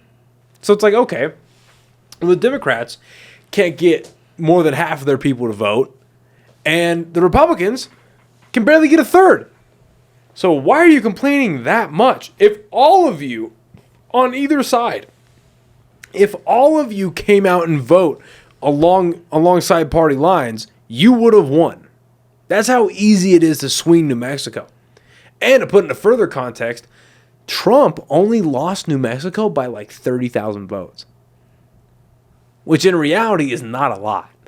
That's like one small city in New Mexico. That's insane. That is fucking... Now, with the way things are going, I think he's starting to kind of tarnish his legacy a little bit. What legacy he did have, which is very arguable. But he's really starting to fucking tarnish it with what's going on right now. But yeah, it's interesting. Like, again, you don't have to take it that deep. But it's like asking people, why did you vote who you voted for? I mean, but you kind of are, though. And then why did you vote in the first place? I literally just asked, like, well, not like just their why. But it's not a complicated question. I mean, it kind of is for some people, yeah. Well, it can be for sure, but I mean, that's what I'm getting at, right? It's not complicated in its wording, is what I'm saying. It's just which is kind of the point that you're making anyway. Yeah, but it's just like it's literally just the why. Yeah, right? Like that is just the why, right? Like and like why did you vote for Kamala Harris, Briscoe? I fucking didn't vote for anybody. I haven't voted in any election. I know you haven't. Never once have I voted in an election. Why not? I just never felt to. Never felt compelled. No. That's fair. No, I'm just asking. Yeah. Yeah. Just no, literally just like never. Do you not feel like a fucking American? Do you not want to take advantage of your right to vote that people have died for? But it's also my right. Briscoe. To not vote. But if you don't vote, you're un-American. Don't care. It's also my right not to vote. It is against our American values. You must vote. But if you vote the wrong way, I'll hate you. Don't care. That's why I'm not. I'll hate you. Don't care. That's the best part. Dude, that's like... And this is what I mean, too, like, tying into some things, too, like I was saying about just, like, you know, like, I will gladly stand there against any fucking Democrat, Republican, whatever, and I'll tell them I didn't vote for anybody. Yeah. And if they immediately lash out to me, blah, blah, blah, all this other stuff, I'm like, you're just showing me who you truly are. No, I agree. Well, dude, and that's one of the points that I want to get across to people a lot is, like, I bring this up whenever I can, like, in, like, political discussions. Not voting is a vote. Yeah. In my opinion. No, it is. And I think people, well, I know that a lot of people see it as lazy. I think it's like, oh, you don't want to take advantage of your rights. And you don't want to, you know, it's like, or maybe, well, A, maybe they didn't have the time to. That's a real reality. A. Or B, maybe they looked around them and they were like, huh, well, side A sucks. Yeah. Side B sucks. Yes, the solution to that would be... And side C is never going to win. Literally, the solution to that would be able to create a part of the ballot saying, I am choosing no candidates. If you are able to make... You already have that by people that aren't voting. No, not entirely. I think so. Take a second. If you then add into the ballot, I am choosing no candidates... That shows that individual... It's like a deliberate decision. I see what you're saying. That's what I'm saying. It's a deliberate decision, right? Because it's one thing of like, hey, I was busy with a business trip. I wasn't able to vote or whatever, right? Like, sure, you got those excuses or just people being lazy. But then you can weed those people out. If you have somebody that says, I went to the election and I specifically chose option D, E, F, whatever, I chose... to not vote for somebody. I chose the option saying, I'm choosing none of the candidates. That'd be crazy. No, seriously. Like, that's so it's like, what do you do then? Yeah, because it's like, then you need to run a new election with some new people, right? Like, if we got to run this shit back. Yeah, fucking double down, right? So, like, that's what I mean by, like, you know, like, philosophy, too. Like, you know, can a philosophy be wrong? Abso-fucking-lutely, right? Like, and that's what I mean, too, about, like, even with the political spectrum, we kind of, you know, cover a little bit about politics too, but a quote that actually from a YouTuber that I was watching before I came in here, and he makes phenomenal fucking videos. Dude, I can reference fucking phenomenal like philosophical YouTubers. Like I could probably reference like 10 of them easily. A quote that from a video that I was watching from him said, "How to think like a philosopher." A video that I was watching and just listening to on my way down here. One of the quotes that he said in that one was, not what we believe, but reasons we believe it. Yeah. And that's I agree. Yeah. And that's what so much of, and so for everybody, that was written by a guy named Unsolicited Advice. Oh yeah. Yeah. I mainly followed him. Just I like him, and I like Ryan Holiday. yeah, Yeah. like some other people that are really good are Exerbia.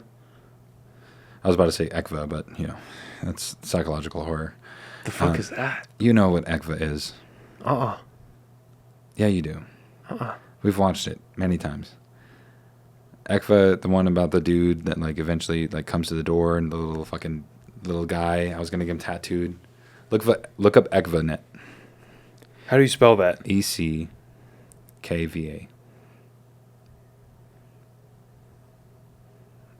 It's analog horror. I have no idea. You've absolutely seen it before. I have no idea what this is. Pastry. I have no idea. Okay. Anyway, keep going. Anyway, so yeah, Exerbia, not Ekva. Exerbia makes a lot of good stuff, and it's Exerbia, B1A, Exerbia. Like he just puts a 1 in there. He makes a lot of stuff about like one of his most famous videos is like you will never do anything in your life, and a lot of stuff like that. But he covers a lot of like philosophical like videos of just about like, and it sounds like really shitty, but it's just like it's like kind of humbling too. I'll reference some of them to you, and you can check them out. But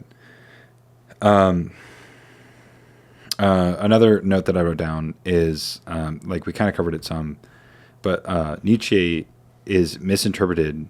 He fundamentally wants questioning without fear, which is partnered by Albert Camus in absurdism.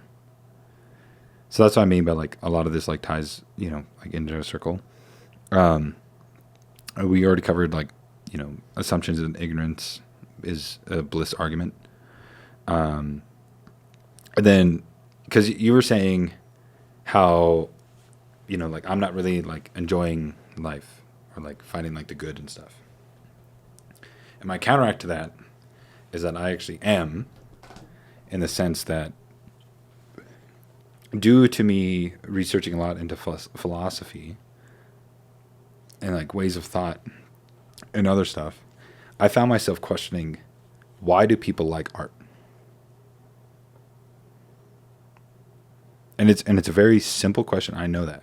And that's what a lot of philosophy is, just asking a very simple question. And for me, like, I used to go to museums with like family, friends, and stuff like that. And I used to just be like, what's the fucking point of this? Like, dude, there's just some fucking, yeah, cool, dude. You fucking on the wall. Good for you, dude. But like, a lot of that stuff, not only like, yeah, some people can just see that and they'll be like, yeah, that's the fucking bee's knees, right? Like, fucking squares on squares, sign me up. But like other people, making stone statues of a fucking truly anatomic male, like carved by hand, is literally a work of art, right? And then what I eventually found myself with like finding art and like searching for that why, is that not all art is supposed to be enjoyed by everyone. Oh yeah.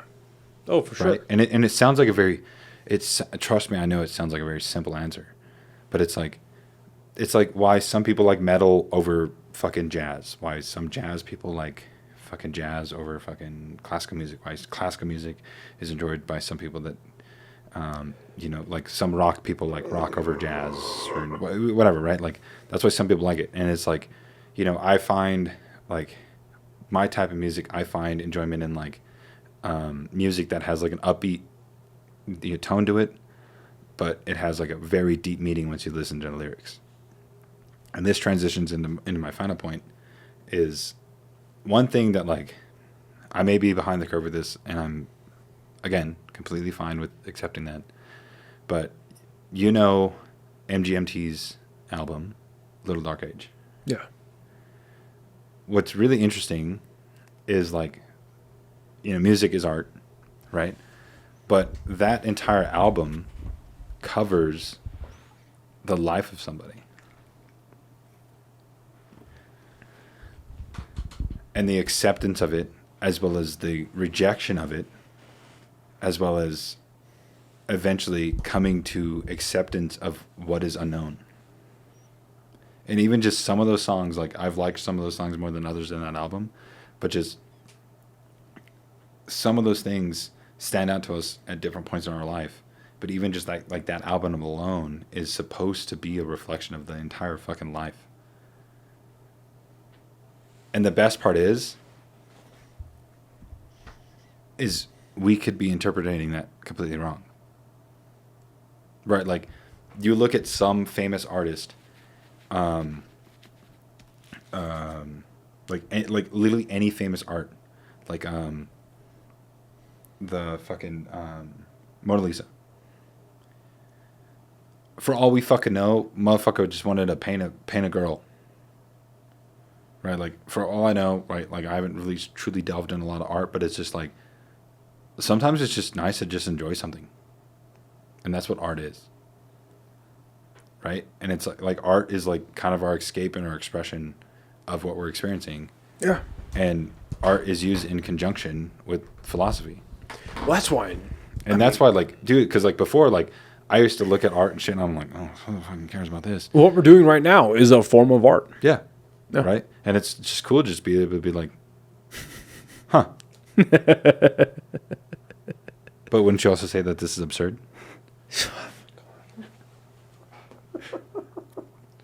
But yeah, that's why I like I don't know, that's why I come to appreciate different forms of it, is because it's human expression. But I've also, like, the last couple of years, I've really started to not understand, but like recognize human achievement in a different way, I guess. I don't really know what that means yet, and I'm cool with that. But I've really come to understand, like, why we enjoy watching other people do well. Normally. Whether it's like sporting events, whether it's concerts, stand-up shows, whatever it is. When you see something that your brain recognizes as challenging, right? Whatever that is, whether it's making a movie, painting something, making music, whatever it is. And then you see somebody do it well. It's like, oh, fuck, that guy, that girl, they're talented. Holy shit. And in the last couple of years, I've really come to, like, begin to understand that, kind of. It's like why humans enjoy human achievement, why we can live vicariously through other people, through the enjoyment that we are seeing them. It's like one of the best ones is that guy from the Olympics, like years and years ago, where he does the overhead press and he breaks the record. He gets the gold medal and he's got the picture of his dead wife. Yeah. It's like, oh, yeah, fuck you, dude. Like, oh, he did that for her. Yeah. It's like, yeah, he broke the world record, and he, like, yeah, then like the animations of it too. Yeah, really, like he is in history forever. But the fact that, like, he's doing it in memory of his dead wife, and just, it's like, oh my God. I mean, it's like stuff like that. Yeah, I've kind of started to understand that a little bit over the last couple of years. I'm like, oh yeah, that makes sense. Like, outside of just like, oh, it's very special. It's like, oh, I get what that means, I guess. And I don't know why. And well, it just comes down to like a tribe mentality of just like, yeah, it's like we like fitting in. We just like seeing other people do well. Yeah. I really like that. Mm-hmm. I think that's a good philosophy to live by. Yeah, I mean, you could say that, yeah. Yeah. Enjoy other people doing well. And then I think for a lot of people, especially today, where we're living in this age of social media and watching other people's highlights of their life and watching other people get successful on the internet and all that bullshit.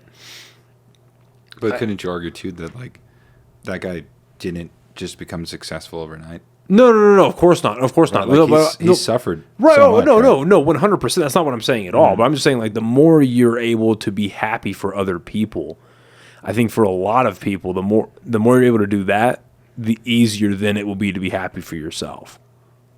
You know what I mean? It's like I can appreciate the achievements of others. I should probably start appreciate the achievements that I've done myself. I mean, you can. I think you're able to.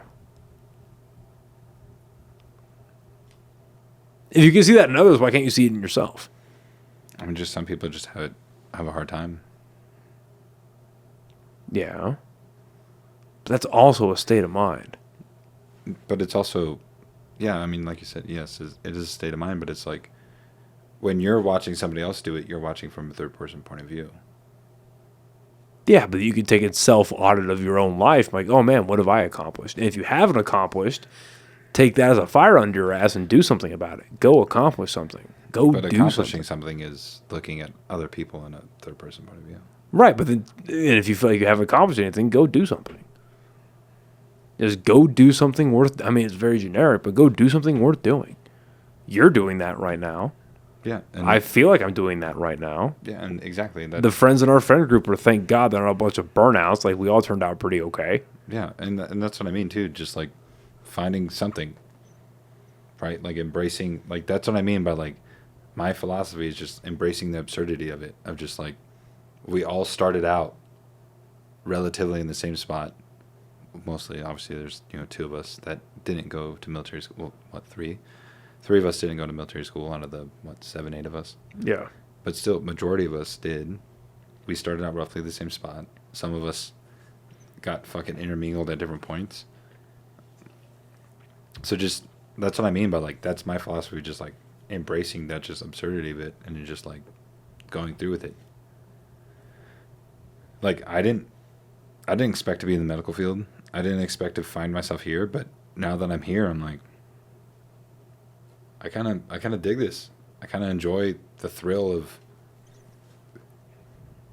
being there when somebody's dying and being able to... Not me! Like, a good example of this, I'm buying a house, right? And yeah, God bless on that, by the way. Yeah, good Lord. Thanks. Yeah, I mean, it's definitely not the perfect time to buy a house, but it's kind of like a kid. There's never a perfect time, right? So... whenever I went to go check out the house and do some stuff with the inspection and whatnot, and when I was driving back, I was like 10 miles south of a town, and I passed a dude who totaled his fucking car, and I saw him, and I was like initially like, oh, damn, that sucks. And I just kept driving. But then I was like, wait a fucking minute. I'm a fucking paramedic. I didn't see anybody fucking move. There's nobody else that's, like, stopped there. I'm going to at least stop to say that I stopped. So I went and stopped. I'll show you the photo. And I went and stopped just to check on the guy. And, just to see if he was cool, moving and all that other stuff. And let me find the photo and I'll show you before I forget. I guess I can't find it. Anywho, he totaled his fucking car. And so when he totaled his car, I walked out to him, and he's like walking around on the phone, and he sees that I got out of my car to go talk to him. And, I wasn't rushing him or anything, but he like gets done with his call, and he, walks over to me. And I'm like, hey, dude, I'm just checking up on you, but just know that, like, I'm not just like some good Samaritan. Like, I'm actually a paramedic. Like, I'm just checking on you and, like, see if you need, like, aid or whatever else, right? And he's like, no, dude, I'm good. And he was, like, obviously pretty frustrated because, he just totaled his fucking car. Because what he did is he hit an elk, and it fucking just obliterated the elk, right? Elk's fucking dead, right? Yeah. And so he obliterated the fucking elk, and I looked at him, and I was like, dude, well, I was like, and I was just completely genuine with him. I wasn't going to fucking lie to him. I wasn't going to fucking say, like, oh, thank God, or anything else. One, because I personally don't believe in that, right? Like, don't get me wrong, I've had patients that they really believe in God, and they've asked me to pray with them, and I'll pray with them. I'm not going to disrespect them if that's right. Yeah, I get you. Right. But, you know, this guy, he's like, yeah, like, this is fucking crazy, blah, blah. And I was like, dude, like, your car did what it's supposed to do, so you can stand here with me and take photos of that elk. And like, yeah, I could have told him that fucking an hour later. He could have came to that conclusion later, but he took that second, and he was standing there, fucking standing next to that fucking dead elk, looking at his total car, and he's like, yeah, you're right. And I'm like, yeah, dude. Yeah, I'm like, look, dude, like, I fully acknowledge, like, you totaling your fucking car sucks ass. It sucks ass. Yeah, but it did its job. But I'm like, dude, your job, the job of the car was to fucking compress itself, because it was like a newer, you know, it was like a newer, like 2018 car, and it was made to compress. I was like, dude, it was made that way so you can stand out here and have a conversation with me right now. Yeah, well, I mean, that's exactly what when I hit that fucking cop car, that's what the guy said when I fucking went 75 into his rear. Yeah. And I managed to pull over to the side somehow. Mm-hmm. And he was like, yeah, well, yeah, your car is built to compact and compress around you to protect you. It's fucked now, but like, you're alive.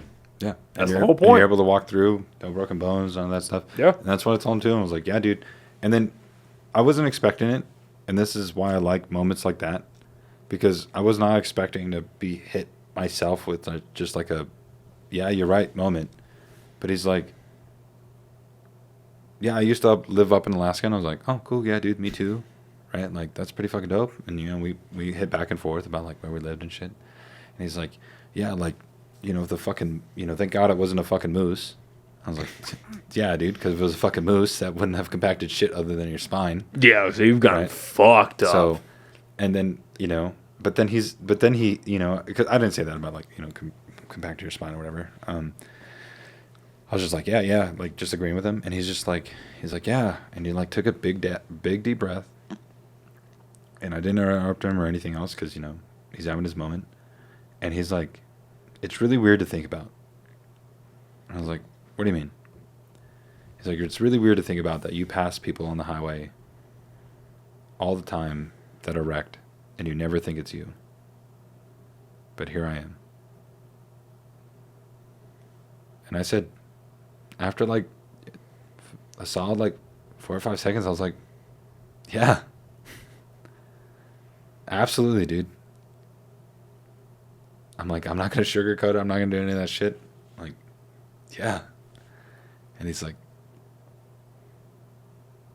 that shit fucking sucks. And I'm like, yeah, man.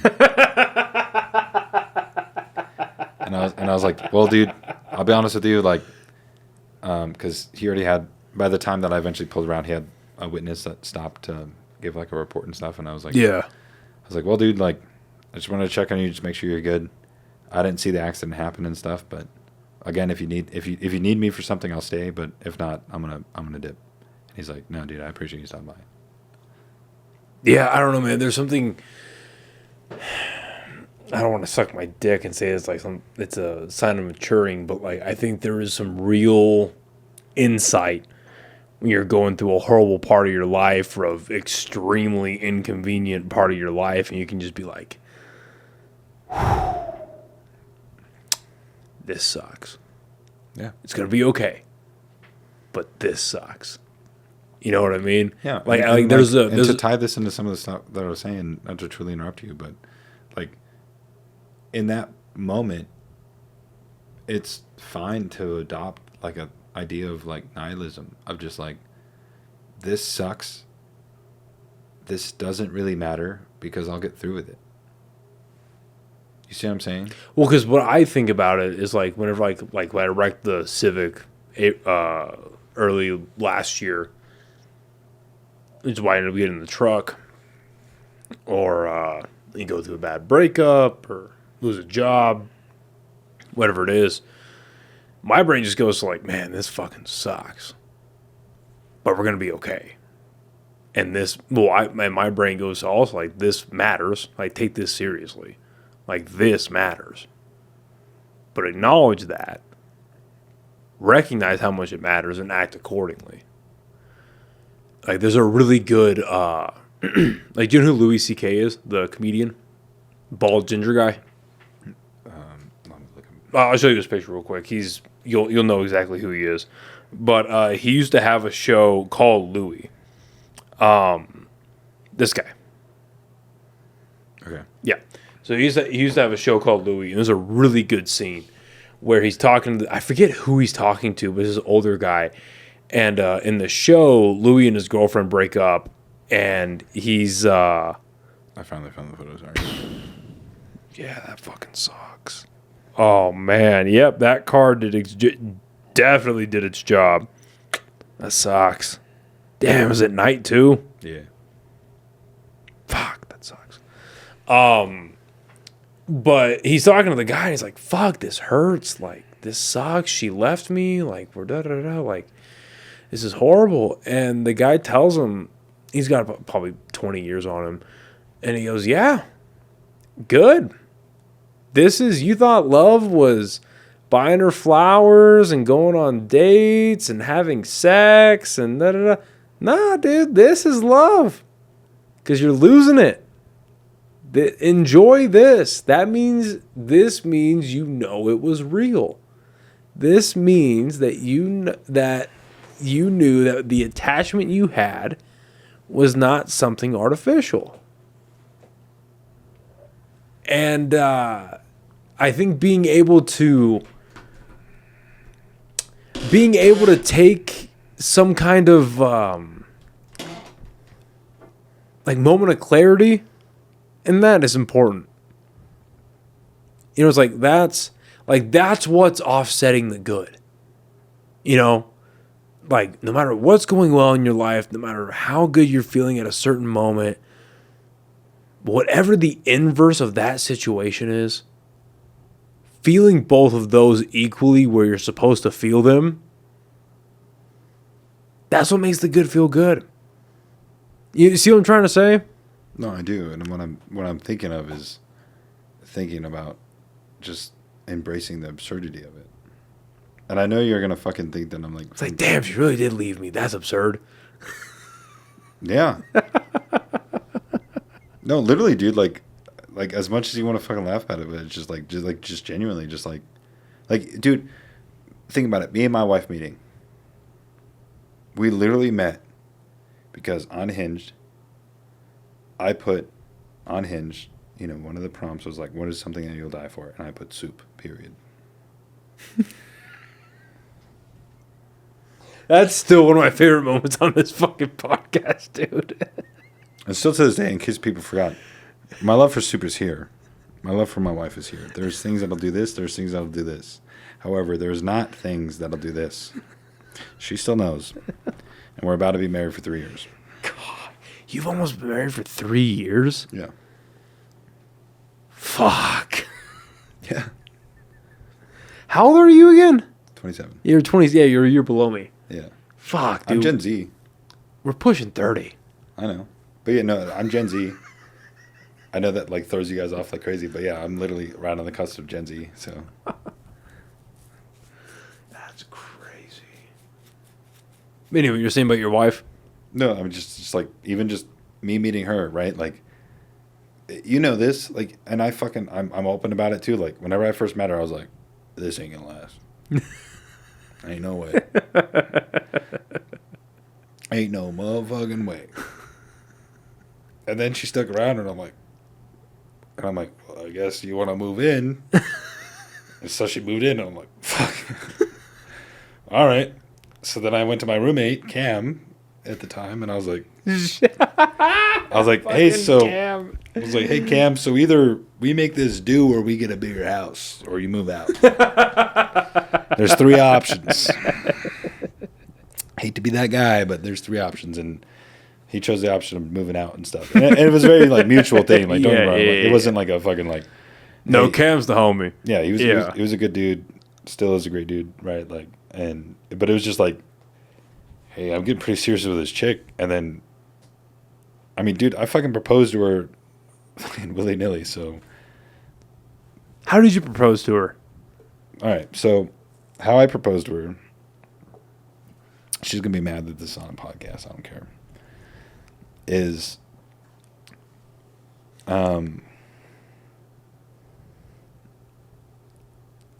there's some things I'm not going to fully add into it, but basically, So your dick was out. she was mad about her work. And we just came back from the store, and she was mad about her work, and she was venting about her work and stuff. And she was like, I really fucking hate this job that I have.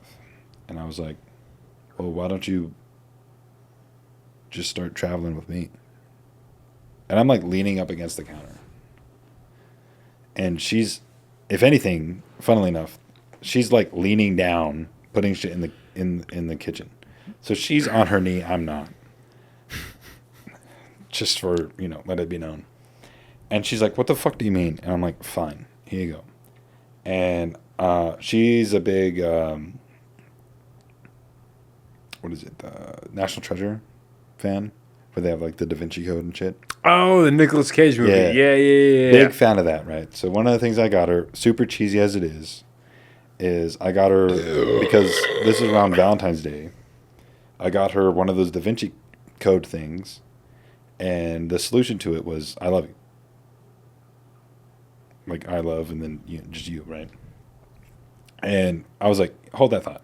And I went and got that thing, and I handed it to her, and I was like, this is something I haven't told you before.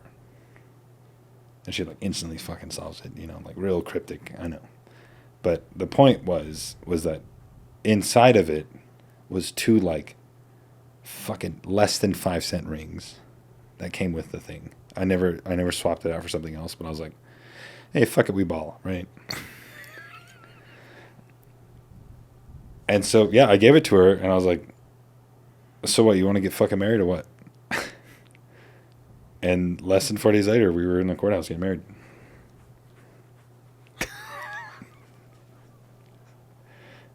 Yep. I'm pretty sure I said something else other than, like, want to get married or what, but yeah, whatever. Yeah, you said some gay shit, but it's okay.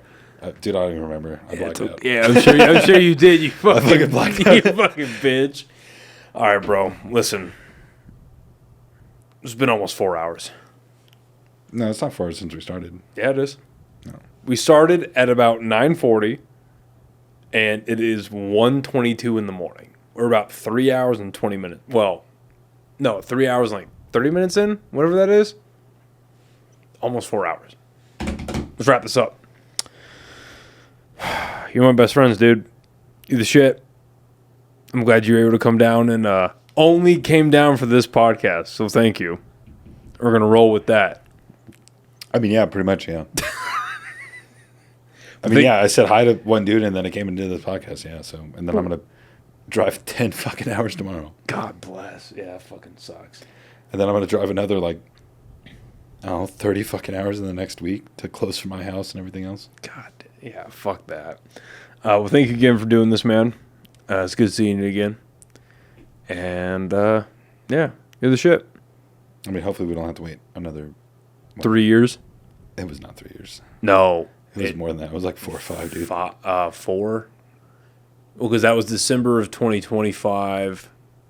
4.5. No, fuck. Yeah, this is about 4.5 years. You were one of the first guests. You're episode 8. So, yeah, about 4 years. Yeah. Give or take. Well, this shit, buddy. Yeah. I love you to death. Love you too, dude. You're awesome. I want to say that, but... Yeah. Thank you, everybody, for listening and watching, and we will see you next time. Bye, everybody. Damn! Thank you so much for listening to this episode of the podcast. If you like what you've seen here, please share it with as many people as possible. Follow us on YouTube, Spotify, Instagram, Facebook, Apple Podcasts. Like, share, comment, subscribe, all that stuff. It really does help out the podcast. And if you're feeling extra generous, feel free to subscribe to our Patreon, which I have coming soon.